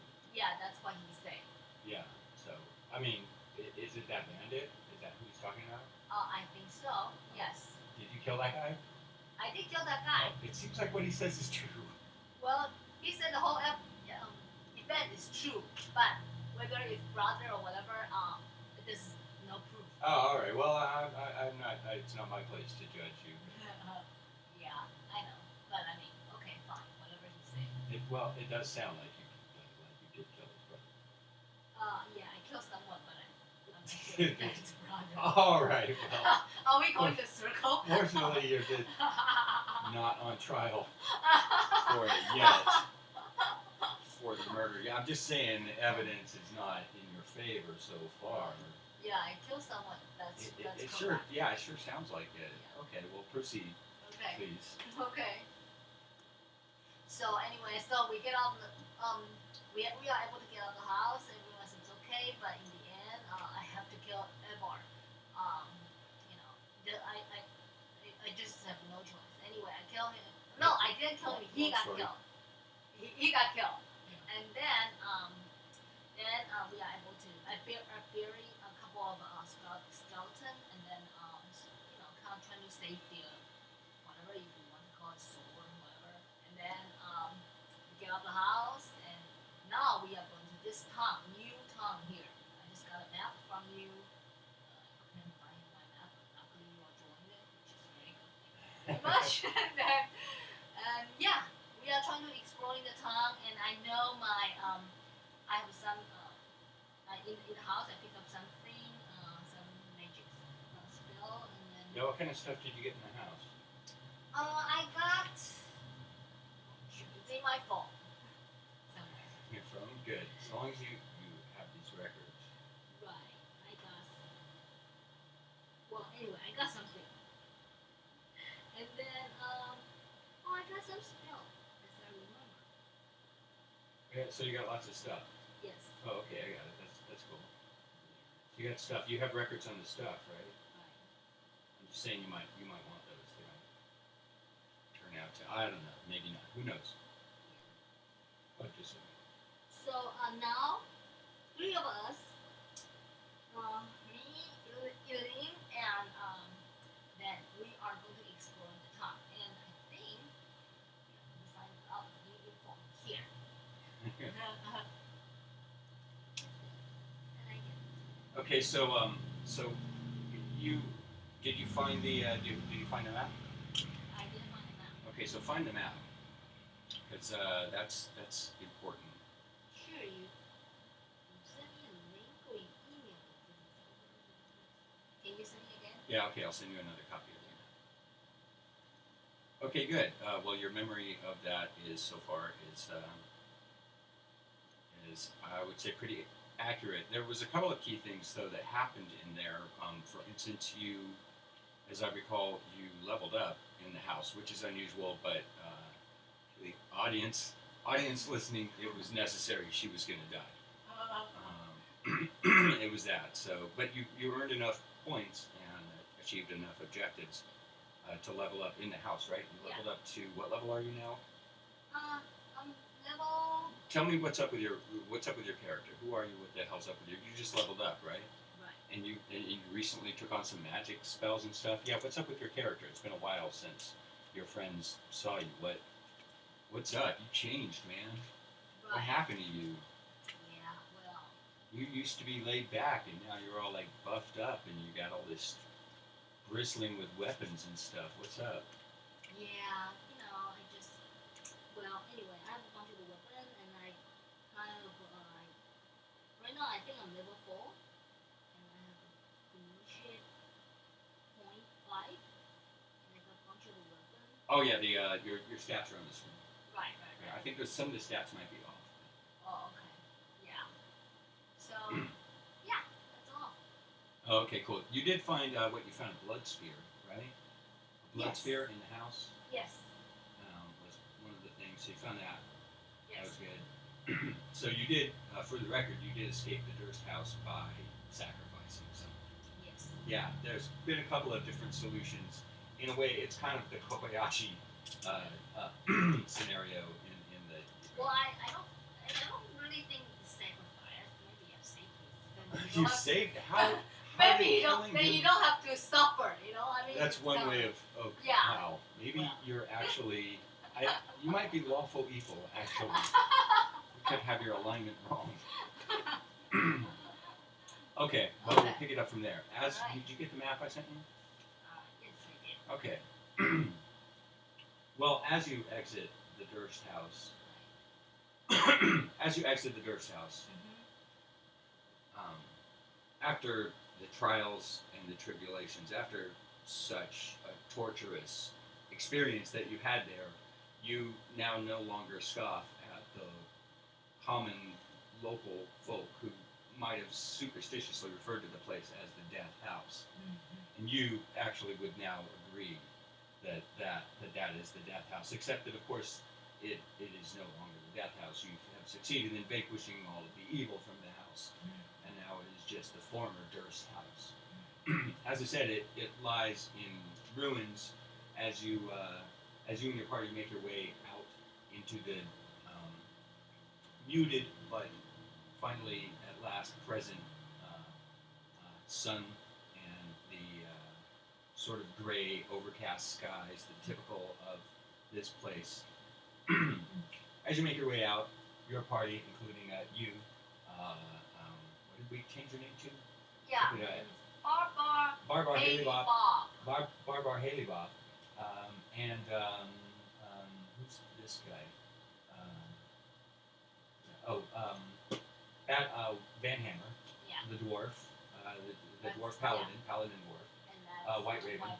the creepy witch hanging around with you guys, and Zeeling, who's actually a cameo from Storm King's Thunder, which is what I thought you were going to play. Right. But you wandered off into Barovia. Yeah. So, and you're this strange miniaturized elephant, which is at least what you believe it is. There's a whole backstory with that. Yeah, wait, who is that with you? Orange head. Zeeling. And who is this? Oh, this is you. Okay. Yeah, because you got orange head because you're dwarf, right? So I figured orange head would be best. Okay, so as you exit, you make your way out of the house. Unfortunately, you do not burst into glorious sunlight because this place is always dark and overcast, as one person described it, sort of like Seattle, but all the time. But you make your way out of the house, and finally you're in the fresh air, and that's great. And you think, that's wonderful, and everybody's still a little bit numb from the whole experience, right? Right. It's a very traumatic experience in there. Yeah. You were trapped in there, who knows, days at least, but you're not sure exactly how long. Yeah. You know, at least 2 days, since the first day you went into the time White Raven found you, but that took some time. Yeah. So, you guys, you exit the house, and unfortunately, as I said, no glorious sunlight greets you, nor does a parade of ticket tape parade of people blowing horns and going, "Yay, our heroes!" Yeah. Rather, behind you, the house lays in ruins, smoldering from apparently a 100-year-old fire or whatever, but now for the very last time, Yeah. and it will never trouble anyone again. There are a few villagers gathered around in front. They're gawking at the house and at you and at the party. Yeah. And I mean, even with their muted expressions and their gray pallor and such, you can read that this is an unusual experiment. This house has been notorious for hundreds of years, and you've finally vanquished it. So, I mean, you might expect a little bit more, but you can see it's gotten these people's interest a bit. Some of them are more colorful than the other ones. I previously described the inhabitants of this place as, gray and pallor and sort of depressed and stuff, like you lived in Norway or something like that, right? So, and everybody's into death metal act or something like that. But a couple of them actually are an exception. A few of them are sort of different. You notice a couple that have in the sort of milling around in the back of the crowd that have a bit more color in their clothing, and they seem to be a bit more lively in their steps. Some of these people are checking out the remains of the house, poking around and stuff. Maybe they're looking for stuff. Who knows? You also see a couple of mysterious dark figures for a moment, and white ravens checking one of them out for a while in the back. But you lose track of him just as one of the villagers steps out of the crowd. He seems kind of empty-eyed, sort of zoned out or whatever, like everybody hears. But he does appear like human and healthy. He's not like a zombie or anything like that. Sort of absent-mindedly, he hands you a scroll Okay. with a scroll written on expensive parchment and sealed with red wax, and then steps back into the crowd and sort of disappears back into the rest of the crowd. Would you like to open it? Yes. Oh, okay, I forgot to say, he also hands you a small pamphlet, almost by habit, and on the front it's titled Visitor's Guide to Barovia, and it has a map. That's the map that I just sent. So, Visitor's Barovia Visitor's Guide. Interesting. Yeah, Okay. that's the map I just sent you. Okay. Oh, okay. There's nothing on it. It just Okay. says, yeah. Okay. And on the bottom, it's printed. It says sponsored by the Barovian Chamber of Commerce. Okay. Commerce. Okay. So you open the letter and you read it, right? Yeah. I assume. Yes. As you open it, dragons attack. I'm kidding. Okay. As you open the right. Okay. As you open the letter, Yes. and you read it, you can't help but be impressed by the elaborate handwriting of almost the sort that you never see anymore. This is like from times past when people took pride in writing beautiful letters. Like And the the pen, 18th century, 17th yeah, the century type of penmanship is beautiful. Okay. You never see stuff like this, Yeah. and it's so impressive that when you read it, you almost hear this person's voice in your head. It says, "Strangers, know that it is not I who have brought you to this land, though that is within my powers. That renegade witch, Slipskin, has directed you here for her own purposes. Perhaps she expected the so-called Death House to claim one or all of you. This trivia does not interest me, though I will see her suffer for this annoyance. This is Barovia, my home, and I alone can release you from it. But I have no interest in your petty squabbles with hags, and the Durst residence has been trouble to me at times. This town will better suit my purposes with it out of the way. And so I will permit you to leave should you wish. But if you choose not, I bid you to dine at my castle so that we might meet under more civilized circumstances. You will find the locals and their establishments of some value should you need rest and supplies. But I caution you, do not tarry. This is still my domain, and you travel here at my discretion. Your host, Strahd von Zerovich. Zerovich. I sent you this letter. Did you lose it? No, It has been like a week. It's Yeah. through the email, yeah. Because Do you have a copy of it? Yes, I think so. Oh, okay. Yes. Okay. And at the bottom it says P.S. XXOO. No, it does not. No, it should be XO.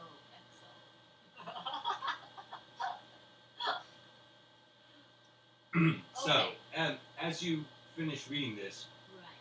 you notice that White Raven has actually drawn off away from the rest of the group, not uncommon for her, and she seems to be having a discussion with one of these more lively people that I mentioned that are in more colorful Yeah.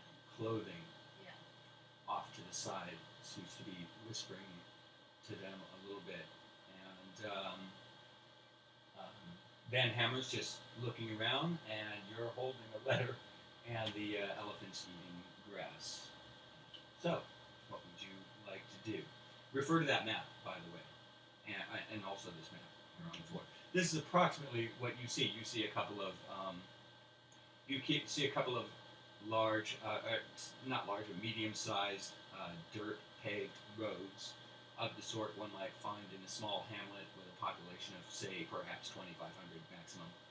Um, the roads are made of dirt, though they do look traveled, but not by vehicles. There's not like ruts like you would find in a heavy trading center ruts for riding wheels or anything like that. Most of the dwellings, you note as you look around, most of the dwellings are sort of simple, plain wooden builds. They aren't expensive or notable in any way. The sun is beginning to go down a little bit, and gauging by the number of buildings that have lights in them that are turning on, that have lanterns turning on, and you can see an orange glow coming from inside. You assume there to be life in them. You would assume that maybe only half of the town is populated. Yeah. And it seems like maybe only half of these buildings have any activity of them. Much of the town looks sort of deserted, or at least not particularly active. A couple of buildings do stand out in particular, aside of the fact that you are standing at the smoldering ruins Right. of a formerly haunted house, essentially. Yeah. Yeah. Aside of that, other notable things are a particularly large building down at the end of the street, Right. which doesn't have any sort of Wait, which one? North? So, because I have like here. oh, I'm here. sorry. Yes. So let's get this. This is north. This is north. Yeah. I'm drawing upside down for me. Okay. So okay, north and south and east and west. Okay. Okay. Yeah, I know that's not easy. This is west. Okay. So you're looking west. You see two buildings of particular note down at the one corner. One that has some people, a couple of people milling around in front, and another one that does have just some lights in it, and a sign, a larger sign on the front that you can see from here. It has the sort of symbols that usually represent a mercantile where you can buy and sell things, Yeah. that sort of stuff. Further down, down the street, you can see that that it splits off into two different, or three actually different roads. Right. Right. One of them seems to go uphill, Mm-hmm. and since it's uphill a bit, you can see a little bit that up the hill there seems to be the traditional tall steeplechase church, Yeah. and probably either an empty field or maybe a graveyard behind it. Okay. So that's what I you see think when the you look map west. should be this way, right? My map, if I It should map be, but then the viewers couldn't see it, Right. even Right. as Right. much as they can. Okay. But I just want to make sure. Right? Oh, actually, upside down. That? Yes. That's the map. Yes. Oh, okay. Yeah. This is this is a church right here. You This is can church. gather. Yeah, you This can is tell. church, You right? can tell even from where you are. You can tell there's a tower in it with a bell. So you assume that's a church or something. Okay. So first of all, I want to walk to this orange house over there. I Oh guess damn! it's Why'd they make them orange? Yeah. Okay. Well, well, yes. As you approach, and the rest of the party too. Right. As you approach, and the rest of the party, you can now get a better look, and you see that you have probably the two main businesses in town, right here in front of you. To the south is a mercantile, a trading outpost, and it has a sign on it with like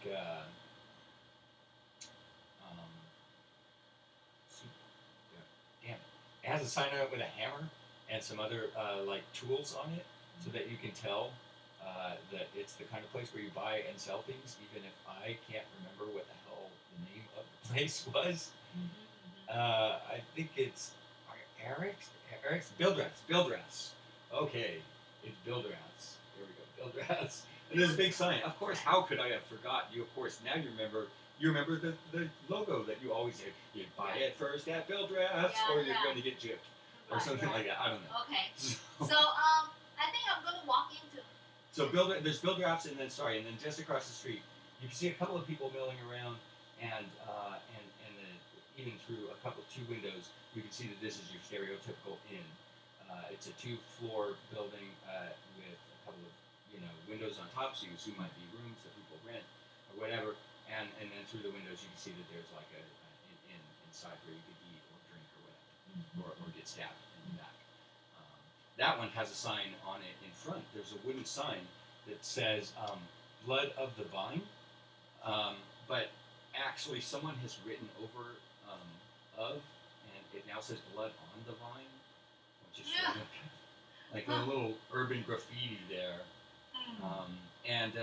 There's a light inside, but it doesn't seem to be a lot of activity. You see a couple people moving around, but it's not like packed and busy. Like there's not a bar fight like the bars you usually. Can I stop one of the people and then ask a couple of questions? Oh, so you grab someone who's walking by, a stranger, and he goes, what? And he seems like, at first he's going to pull away from you, but then he realizes that you're part of those kick-ass people that have come into town, and he's like, seems kind of like, well, I got to do with that.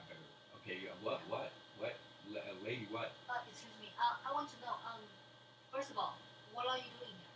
I mean, I know this is your town, but what is your job here? Well, it's the sun's going down, so I'm headed home as fast as possible. But I did just get off work from Blood of the Vine. I'm sorry, Blood on the Vine. Sorry, Blood of the Vine. He said, even I can't keep it straight anymore. I mean, you walk past that sign every day and you get confused. What's the real name? Okay. So I washed dishes there. Sun's going down, so it's time for me to get home. And if I were you, I would probably get off the street too, because. Do you know any hotel club? Yeah, of course. Like the Blood on the Vine. Can I stay in your house? Not in my house. You can't. But the Blood on the Vine, they can rent you a room. And, Where's Blood on the Vine? Oh, it's right in front of you. You're standing right in front of it, and Okay. he turns and points to where he just came out of, and says, "And if you need equipment or anything like that, then Bildrath's got you." And he hums along the little theme song. He just can't help it. He's all, "Buy it first at Bildrath's, or you're gonna get robbed." Okay. Fine. Hey, guys, let's go. Let's get into the place, and maybe we can get something to eat first, and hopefully we can make someone and get some info. And Van Hammer says, "Yes, you had me eat," and Zeeling's tagging along. The elephant just, unless otherwise mentioned, always just follows you around at your heels. Hey, White Ribbon, are you coming with us? Actually, you turn around and you realize you've lost track of her. She seems to have wandered off. Oh, of course. Perhaps with whoever she was talking to. Of course, all right. Okay, let's walk in then. Okay, so you enter. You and the party enter the Blood on the Vine Tavern. As you enter, you notice that, as I said, it's not like super brightly lit like the kinds of taverns that you're used to seeing. It's even kind of small compared to most places. A little bit run down. There's only a single shaft of light shooting into through a window, and there's like there's so much like fog and dust motes and all of that you're surprised that, like, am I the first person that's been here? And Van Hammer says, "Are we the first customers in here in like 100 years, or what's the deal?" Like some of the tables are dusty and stuff like that. There's one kind of gruff-looking guy behind the counter, and you can see, like, even though I said most of the tables look kind of dusty, there are a few people, and you see a couple of those kind of more colorful types that you were mentioning before. That you had seen in the crowd. They don't really fit in with the rest of the Barovians. Yeah. Right? Yeah. You do see a couple of them hanging out at a couple of tables. Yes. Okay. And at one of the tables in the back with them, you find White Raven is sitting, and she's you can spot her from the side, but she's not really paying attention to you guys. She's in discussion with someone. right? With a old woman who's among these people that are more colorful. This also, you notice a kind of moody, maybe gothy sort of looking young man in the in one corner, right?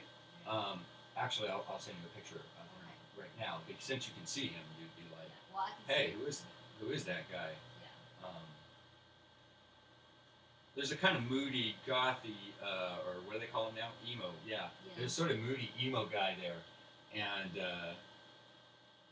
Oh, I see. Okay. yeah, in one corner. I'm just mentioning the people who stand out because most of these people kind of blend in, the sort of grayish and stuff, right? Um, and and interestingly, you see a couple of people pushing two tables together so that they're larger. So like they're clearing out some space in the middle of the room, and they're pushing some tables together to make a single larger table, and people are like furiously dusting them off. And this one gruff guy that you assume to be the owner from his demeanor, he's bringing things out from the back, like bringing out these trays and stuff. They seem to be preparing for something. Anything you want to do in particular? You want to like? Van Hammer gets impatient anyways, and he yells out, "Barkeep, an ale over here, ASAP!"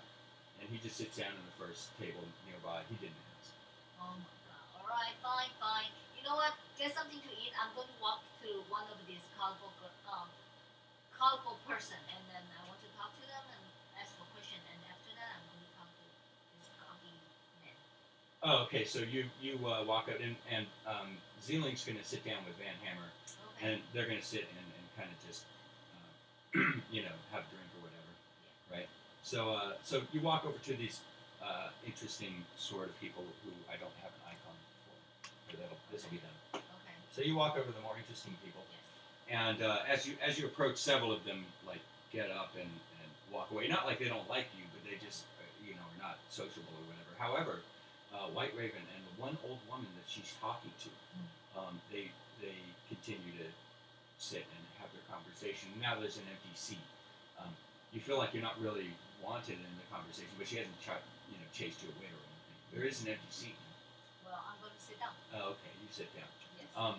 As you sit down, the old lady, she motions over to one of the kids, younger people that are preparing this large table in the middle, and he rushes back to the behind the bar real quick and rushes over with put down on the table an empty teacup, and the old woman, who like, pardon me, she's got thin black hair, and she's obviously, I mean, she's not pretty, she's pretty ugly, honestly, right? Yeah. And she's all wrinkled and stuff, but there's a sort of kind, gentle demeanor about her, and also there's all these like jangly bells all over her and like little colorful beads. Yeah. You start to notice, and she smells like slightly of peppermint or something like that, like a little bit like candy and peppermint. She doesn't look like candy and peppermint, but she smells like it. And when she moves, like there's all this like slight bells jingling and stuff. So, anyways, and she picks up a teapot, and she puts the cup in front of you, and she pours you a cup of this tea that smells like peppermint, kind of like peppermint. And the two of them appear that they're going to just resume their conversation. You'll be able to listen in. As this is happening, you notice this guy, the owner, has like at this point they've started to fill up the big table with there's a big plate, like a big banquet plate, like what do they call those? A big serving tray with like a big cover on it. You know what I mean? To have like a pig or something, like some huge big cut of meat or something. They bring out that, and they're bringing out casks of wine, and they're setting up all these glasses and stuff like that, and they're bringing out like bowls of vegetables and bowls of fruit. And this is a lot more color than you've seen in most of this town this whole time, right? And they're pushing around the table. They're putting 4 chairs, and at the top of at the head of the table there's a chair, and at the foot of the table there's a total of 6 chairs around the table as they're doing this. You listen in on White Raven's. God, man, I'm doing all the work here. You Hey, listen in you on were DM. Yes. you listen in on White Raven's conversation with the old woman, Yeah. and the old woman is turning over something in her hands, and you get a chance to examine it, and it's that old burned piece of twig. Remember, there was a burned piece of a tree, Yes. of a bush Yes. that White Raven found inside the house. Yes. And the old woman is looking it over, and she's explaining to White Raven the history of this branch. And you're apparently only catching the tail end of the history, Yeah. right? But she explains that that only a witch can use this branch, but when it is used, it will draw some blood, actually draw some blood and some power from the person that it's used against. However, it might also make you insane, and could also put you into, like paralyze you, or all kinds of shit can happen.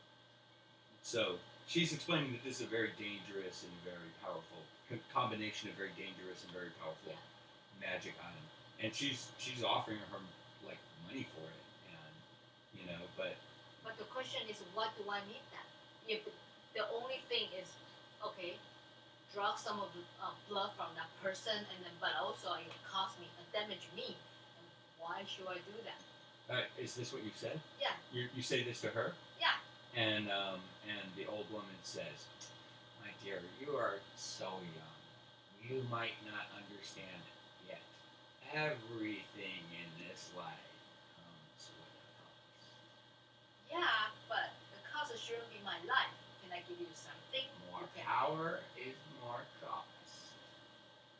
And she Well. pours a little more tea for you. And they go back to their adult conversation. Since you don't seem prepared to deal with the gravity of magical items, these are complicated and they cost. Okay. So, Well, so as you're listening in on their conversation, the guy from the bartender comes out from the back, right? The owner comes out from the back, and the mysterious, moody guy that you saw, right? The yes, goth. yes. the And goth- yes, goth you kid. just, yeah. Well, he's not a kid actually. I mean, he's got gray hair. Right. He has some gray hairs. Anyways, the goth kid, emo kid, he comes out, and you see him walk up to this guy who's he's a man. He's all worn out from setting up apparently a banquet now. Has a complete banquet, really more activity and more life than you've seen in this entire town the whole time you've been here. A banquet is now laid out in the middle of the room, and you see this guy, the moody kid, walk up to the owner who's setting up the banquet, and he's doling out gold pieces to him, right? And at this point, the front doors are like open and half open, and the villagers are looking in from outside. This is apparently pretty unusual that there's a big banquet like that, right? And the owner heads back into the back, and this guy, the moody guy, Yeah. he walks straight up to you. Okay. He walks up right across the room and walks straight up to you, and even like White Raven and the old lady, they interrupt their conversation as this guy is walking up, right? And he says, what was your name? Barbara? Barbar. Are you Barbar? No. My name is Bar. Barbar. Well, Barbar we just changed your Haley. name. Barbara Haley. Your name before was shitty. It Not sounded like a just Bar- stripper. Right, but Okay. not just Barbara. Okay, it's Barbara. You're not Haley this new stripper Bar. who's been running around town. I heard about. No, but it's Barbara Haley Haley Bar. Bob. So All not right. just Barbara. All right, so all I'm right, not he sure walks I'm up. looking for Barbara. After all of this confusion, he's like, but your name is Barbar, right? Fine, Barbar. Bob. Okay. He seems a little flustered. How do Okay. you know my name? Who are you? Barbar, so I presume you to be the leader of this group. Everybody in town knows you right now. Yeah, but I don't know you. Who are you? Pardon me. Forgive my rudeness. Permit me to introduce myself. My name is Ismar. Okay. How is mom? He bows a little bit, and you're kind of actually taken aback by the liveliness of this guy Yeah. compared to other people who just like hand you things without even Yeah. saying stuff. They're like autonomous NPCs or whatever. Anyways, And this guy's got like actual personality, so you're kind of taken aback. He bows a little bit, right? And he says, "Forgive me, it's not it's not often we get interesting personalities around here. I mean, I forget how to talk to people who aren't a complete empty-headed Okay. automaton. Um, you must think I'm a complete boob. Forgive me. My name is Mark." Okay. And from the back of the room, you hear like someone chuckle, and some guy yells out, "Is Mark the Lesser?" And he turns around, and he's like, what was that?" And then he goes, Is Mark the laser? "The Lesser, The lesser? the Lesser, Okay. like less." Okay. Less. Oh, lesser. Yeah, some guy yells out, "The Lesser," and he turns around. He can't place where it's coming from, and then he says, "Arik," and the owner rushes up to him, right, and he's pulling out some more coins. He says, "Arik," he calls out to Arik, and the owner rushes over to him, and he says, "Around for the whole house on me, except for that guy who just said the Lesser." Oh. And Arik takes his money and says, "Very well, okay," and he runs back and starts filming. He's bringing drinks to everybody. Somehow he'll know who yelled out the Lesser, and he won't serve him a drink. He says, "Forgive my rudeness. Allow me to introduce myself. I'm Ismark." And the guy says, "The Lesser." He says, "We don't get heroes in this town very often, and when we do, they don't survive long.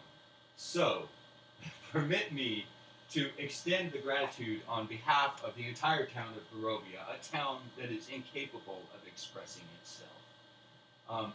This banquet," and he turns and motions to the table, says, "This banquet I have arranged for you, the only heroes to successfully vanquish the Durst House." And he goes, "Oh." And he goes, a hand for the heroes who vanquished the Durst House." Wait a moment. Why you are doing this for me? Anybody else? I don't even everybody know else, you. yay! Anyways, because they got beers. And he says, "I think I've just explained why. As I say before, heroes in Barovia, heroes in these lands, are few and far between. And what we can get should be rewarded. I know these catatonic cows around here," and he motions with his drink to the rest of the crowd, who's already halfway through their free beers, and half of them go, "Yay, cows!"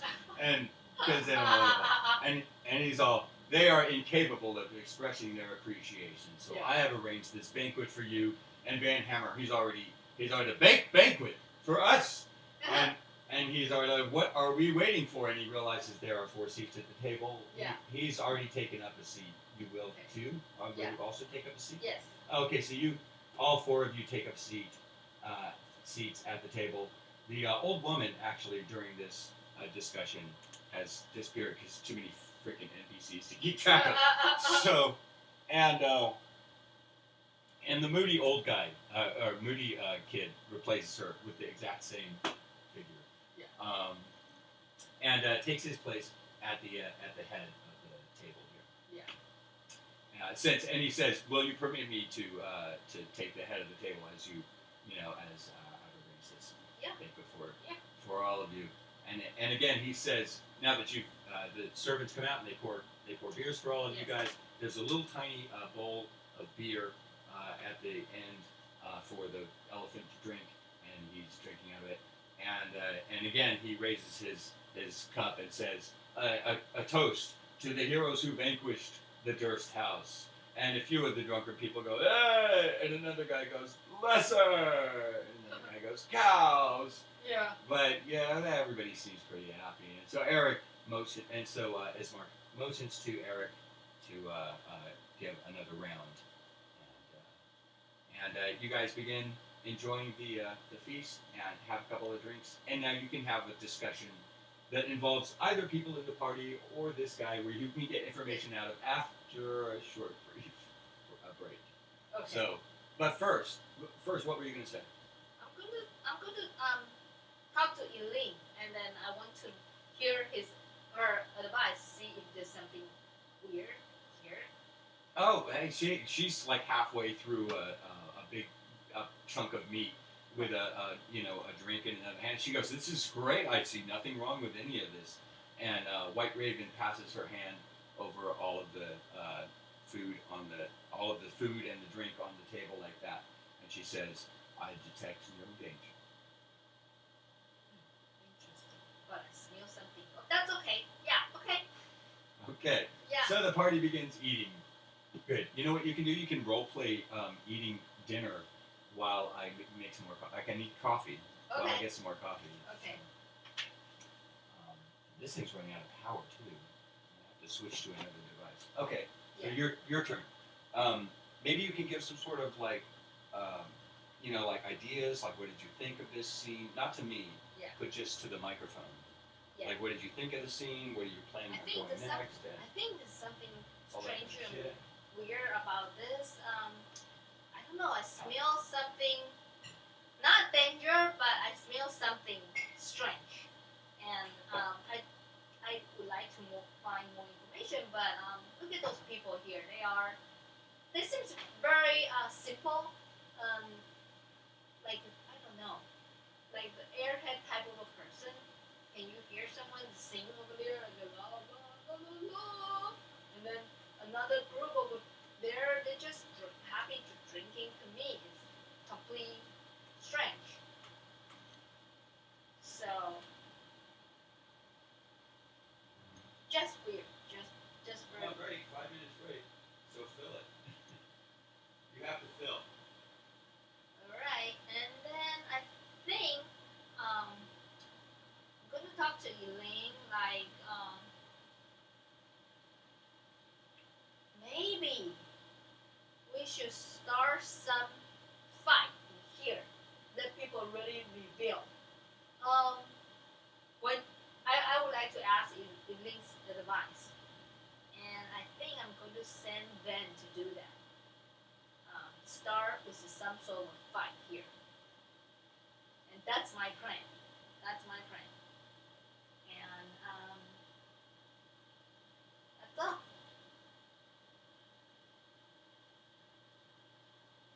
Can we do BRB?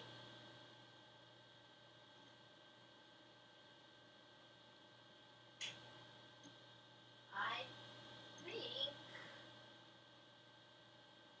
after that, maybe also some other thing I can find here. I already got a map. Maybe I can purchase something, and then maybe I can just, I don't know, enjoy this in here in this town. Not sure what I'm going to do, but we'll see.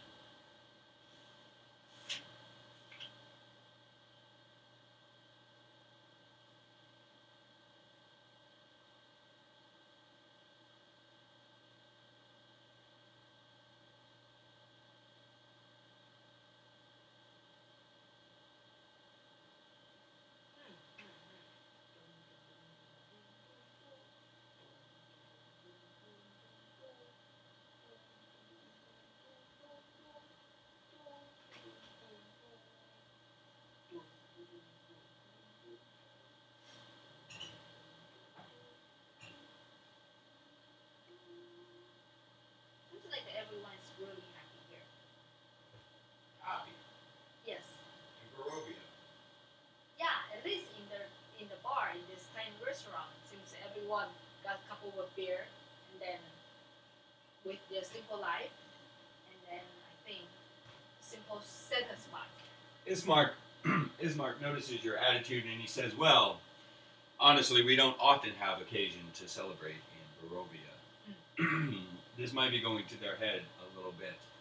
As the night wears on and we approach midnight, you'll find they become increasingly reticent and reserved, as is as is our way, and as is would you be your way if you lived here in the land of Strahd." Um, he says, "But enough of that. Tell me, brave adventurers, how did you come to fall into these foul lands, and how did you best the Durst house? Do tell." You know what? Since I don't know you much, I cannot tell you much. Ben, why don't you tell him? is busy stuffing his mouth. And he's all, oh, I forgot. We killed it. All right, fine. My turn. Now, let me tell you a little bit. Yeah, we come from the house, and we kill a bunch of monster and stuff, and then after that, we just end up here. That's all I can tell you. I kind of want to find some hint or information in this town. Hints, information, he interjects. If you have information, if you want information, I can help. If you want even more, there are several resources in town that I could point you to. But tell me, how did you end up here? How did your party end up in Barovia? It's not the kind of place. I mean, let's face it. This is not Acapulco. People don't come here for vacation. Well, We don't have a thriving vacation. we business.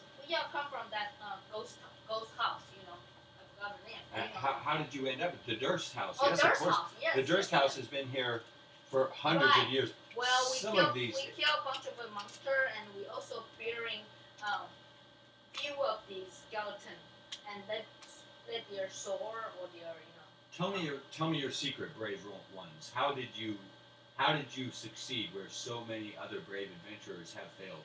Do you know how many people have died there? So many adventurers have been killed in that house. I cannot tell you. There's too much detail. How do I succeed? My IQ. That's all I can tell you. Do you know who I am? Yeah, Bar Haley. No, but do you know really who I am? Bar background? Haley. Well, Bar. let me show you my paper, my certification, so you know my family, and you know how I got here. It's not by luck. It's all about astrology. That's what I'm into, astrology. You say that, and he looks at you strange. Paper? What are you talking about your paper for? But you're funny when you're drunk. I'm going to pour you some more wine. What's this paper? What are you talking about paper for? Well, the paper that just show up my background. He looks a little exasperated, and he's looking at the rest. Why is she talking about paper? Well, What paper are you referring to? I'm from royal family, and then You're from a noble family? noble family. How right. would I, as much as I admire your works here, how would I believe? Why would lots of people go around saying they're noble? How do I know you're noble? Well, you don't have to believe, but I mean, it's up to you. Are you trying to persuade him or something? Yes. All right. First off, Maida here. You don't have to persuade him. You're actually noble. Why don't you just give him the thing? What thing? What thing does he need? It's in your inventory. It's a pedigree. Oh yeah, I just He showed him. reaches into your. I just No, you showed didn't. him. I showed him the, No, you the just- paper is a paragraph. No, you just said. Okay, fine. I just showed him that thing, and he take a look. So you take your pedigree out of your Right. and you hand it. Hand Why it am to I him. doing all the work? Okay, I hand Do it. you want to switch role? No, I no, could no, play. no, You no, could be okay. the- Okay, I hand it to him. Oh, you hand him. Yes.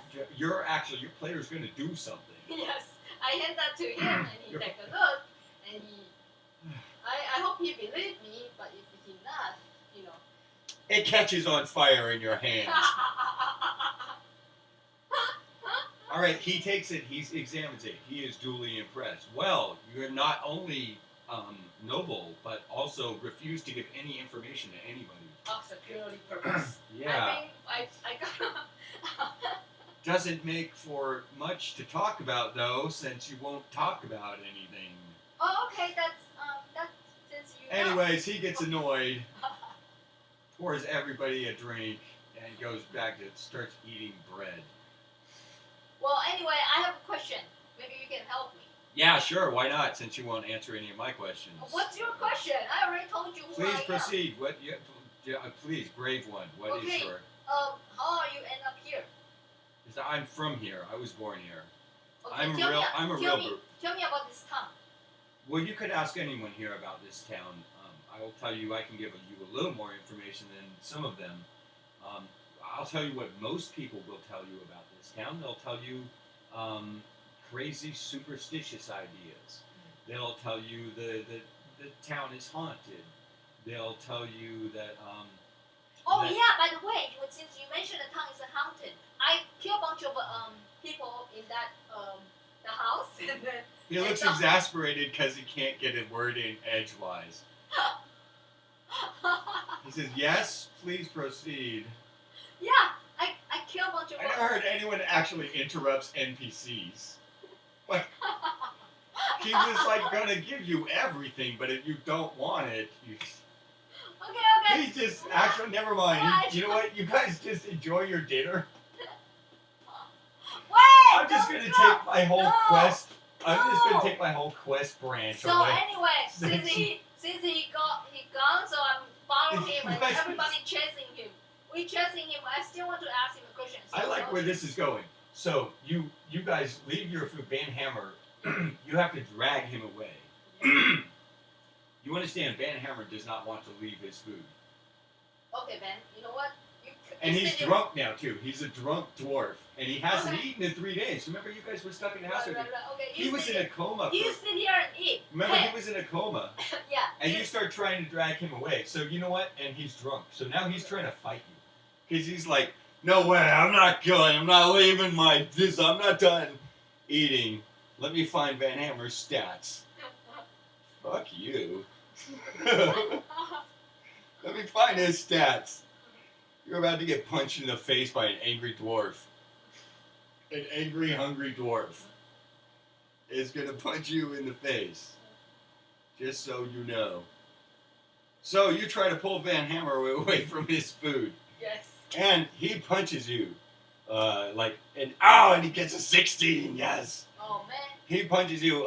Since he's kind of drunk, and it's an open-handed punch, so he only does 1d4 damage. 3.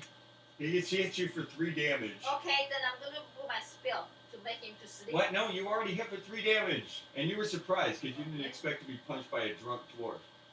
3 damage. Right. 3. Dragons are attacking you. Then There's no dragons, but don't piss me off again. 3. Right.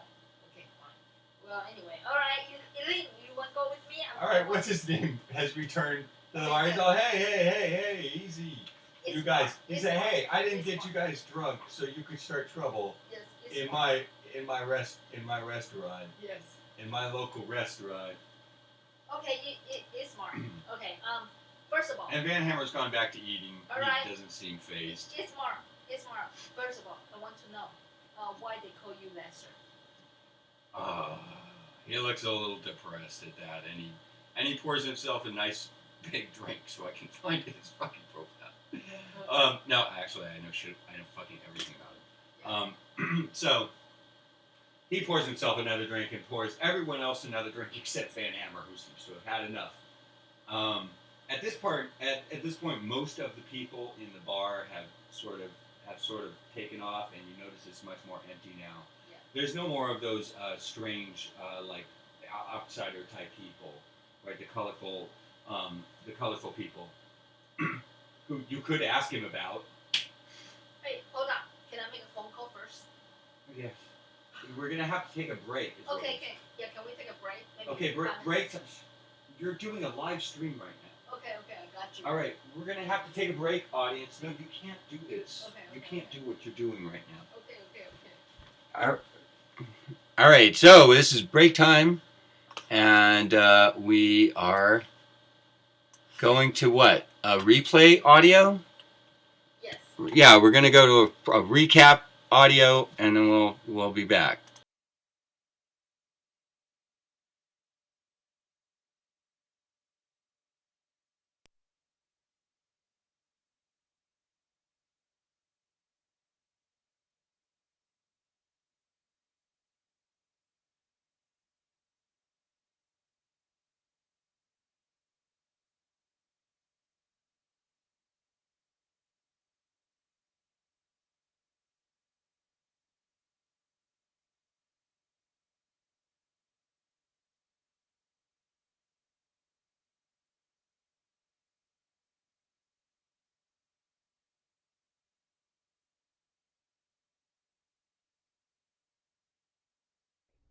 Take a rest for a night, and then next day when we wake up, we are supposed to go upstairs looking for what is that guy's name? Evart. Oh, downstairs. That's your plan. Yeah, looking for okay. Evart. Yeah, but where are you guys right now? We are Let me show my map. We are on the room. What is that? Let me see my map. On the attic, I think, right? Yes. Yeah, go ahead though. Take your time.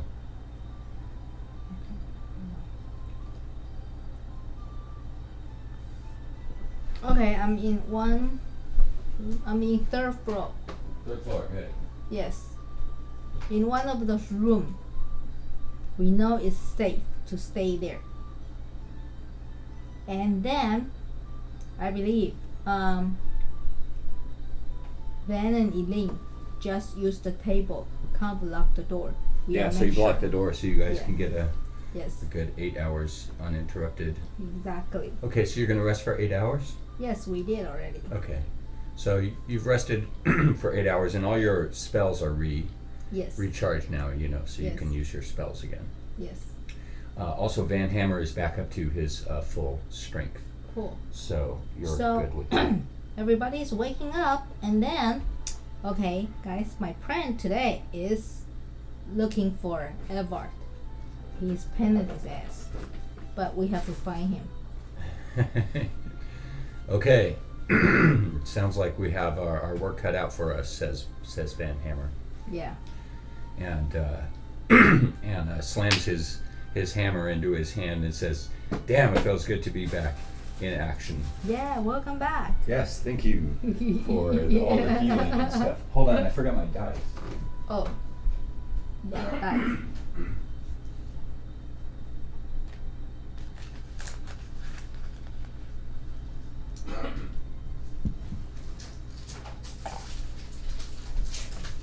Oh, that's crazy, not getting far without those. Mm-hmm. Yes, Amber, thanks for all of the healing and stuff, Oh yeah. he says. I'm glad you are back. We need you. So, yeah, let's go. Well, Zeeling interrupts and says, "Exactly what do you suggest we do with Edvard?"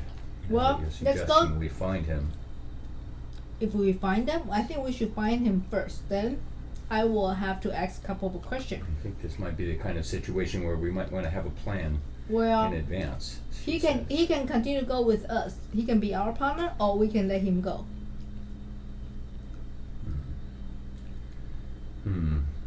She seems concerned by this turn of events, but seems to agree Okay. to And- follow along for now. 1, we can let him go. 2, he can join us. 3, we just kill him. Well, I guess you have properly iterated all three possibilities. I'm not sure that helps us make a decision, but Well, before I make my decision, I like to ask him a couple of questions. well, And I we'll want see to if we test have it. that opportunity. I want to test if he is a loyalty, because I don't want to have an enemy sleeping next to me. It's dangerous. Since I just killed his brother. It's an interesting perspective.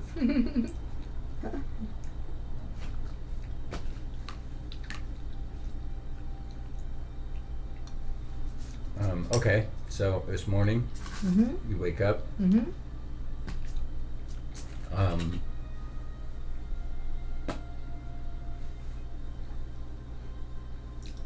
outside, you in the hall, you think maybe you hear some birds. What do you? Any other final last minute preparations you want to take before you head out? Eileen, did you hear the bird? Is that a regular bird? She listens at the door. Sounds like that. If there were birds there, they must be gone by now. I can't hear them. Oh. Okay. Well, then let's go downstairs. Look. Actually, let's go walk downstairs looking for him. For Edvard? Mhm. Yeah. So. Okay, are you ready? Are you ready? Yes. Damn.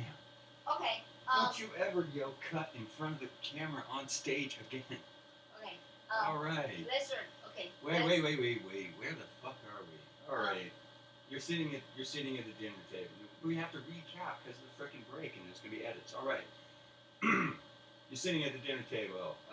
Two tables have been pushed together in the middle of the Blood on the Vine Inn in order to set up a banquet for the victorious heroes who have vanquished the Durst House in Barovia. A first, as Ismark now relates to you.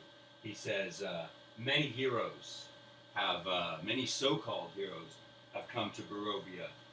Many of them have died in the Durst House. Some of the more ignorant local people will have even referred to it as the Death House, but the Death House will trouble us no more. Thanks to our heroes, huzzah! And everybody, well, just you guys, are remaining in the place. Shout huzzah. The mic's to you. And he hands the microphone to you. Okay, but you haven't told me. I'd like to know why they call you Laser.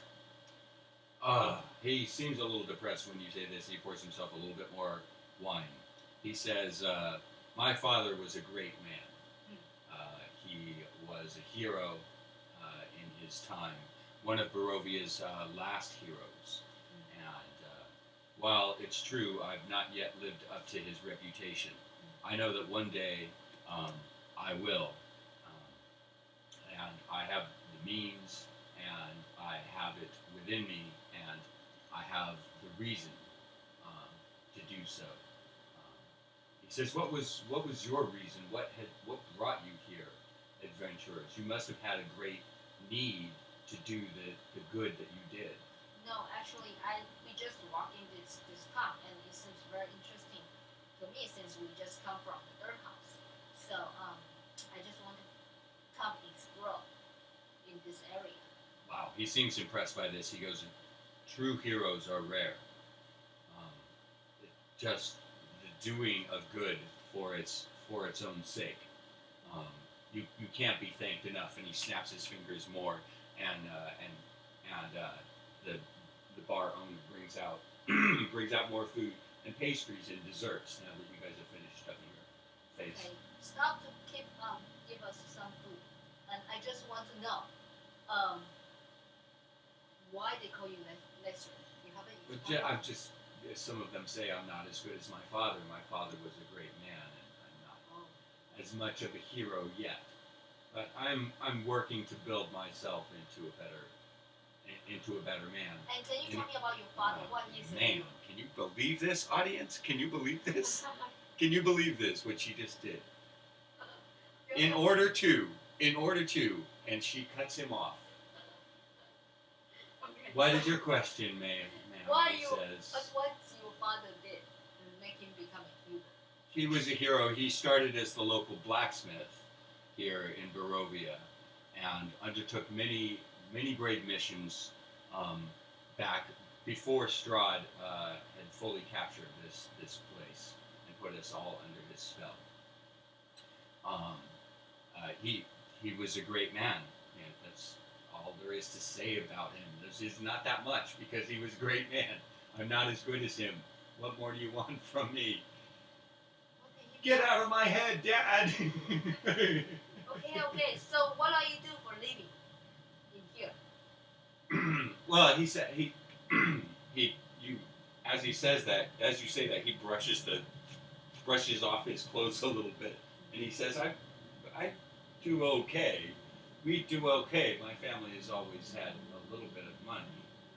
We're doing all right. Perhaps a little bit better than the rest of the town. As I say, my sole occupation at the moment, my sole obsession, is to prepare myself to be a hero, in order that I might finally save my love, Irina. Fuck's sakes, an hour to get that out, because you keep interrupting it. Arena. So who is Arena? Ah, thank you for asking, he says, like a robotic computer character. This isn't Skyrim, okay? Stop interrupting NPCs. Okay. Who is Arena? Irina's my girlfriend, and you're like, click, click, click. Forward.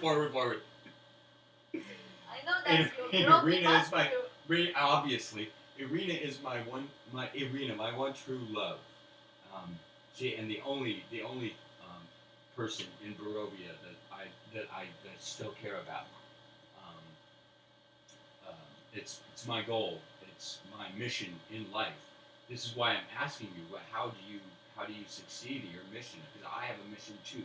My mission is to save her from. And he looks around and he says, well, "I dare not say, but she's in danger here. Even more danger than everybody who comes to Barovia. She is in an even greater danger." You know what? I have a reputation of being a hero too, so I can help. He says, I'll say that's true. Huzzah!" And I would like to help you if you don't mind. He says, "Well, what I have planned, what I have in mind, is even more dangerous than what the villagers used to call the Death House. And I tell you that beyond knowing that what you're doing is the right thing to do, I fear there may be no other reward." That's fine. You know, I'm not looking for a reward. I can help you. I can actually help you. And Van Hammer, even in his drunken state, overhears this bit, and he goes, "Countman, if they're evil, I'm gonna kick their asses." Okay. You sit down, all right? Don't let me put you on sleep. So, yeah, don't worry about him. He's drunk. He's my bodyguard. Oh, and Ismark puts a hand around Van Hammer and says, "I understand your little dwarven buddy, but it's not the spirits that drunken us tonight, but the intoxication of our heroic achievements here now and what we may achieve tomorrow." Okay. And he says to you, he passes you four keys, four small keys, and he says, I've arranged rooms for you in the keep upstairs Okay. Thank you very much. in this tavern. He says, if you decide to undertake this, we will meet here tomorrow. Okay. Meet me here tomorrow in the afternoon, right here at this tavern, and I'll tell you what we have to achieve. Okay. Sounds good. Tell you of the dangers that face us, Yeah. and of the heroic task. Oh, okay. Sounds good. We will be here. Okay, so he takes off Yes. screen. There was no freaking combat in this, except for Van Hammer getting drunk and punching you in the face. Of course, not always need of combat. What do you guys want to do? We'll go upstairs and take a break and rest. Oh, okay, so you're going to go, and so we'll call this camping, so you guys will get all your shit restored, your spell points and stuff. Should we take a break? How long have we been going? 2 hours. 2 hours? Okay, we could pick it up in a little while if you want. Do you want to do that? Sure. I think we should take about a half-hour break. Okay. Also, I have to prep some notes, and my tablet's out of power, Okay. and I need my tablet Okay. because that's where I keep my maps. Okay.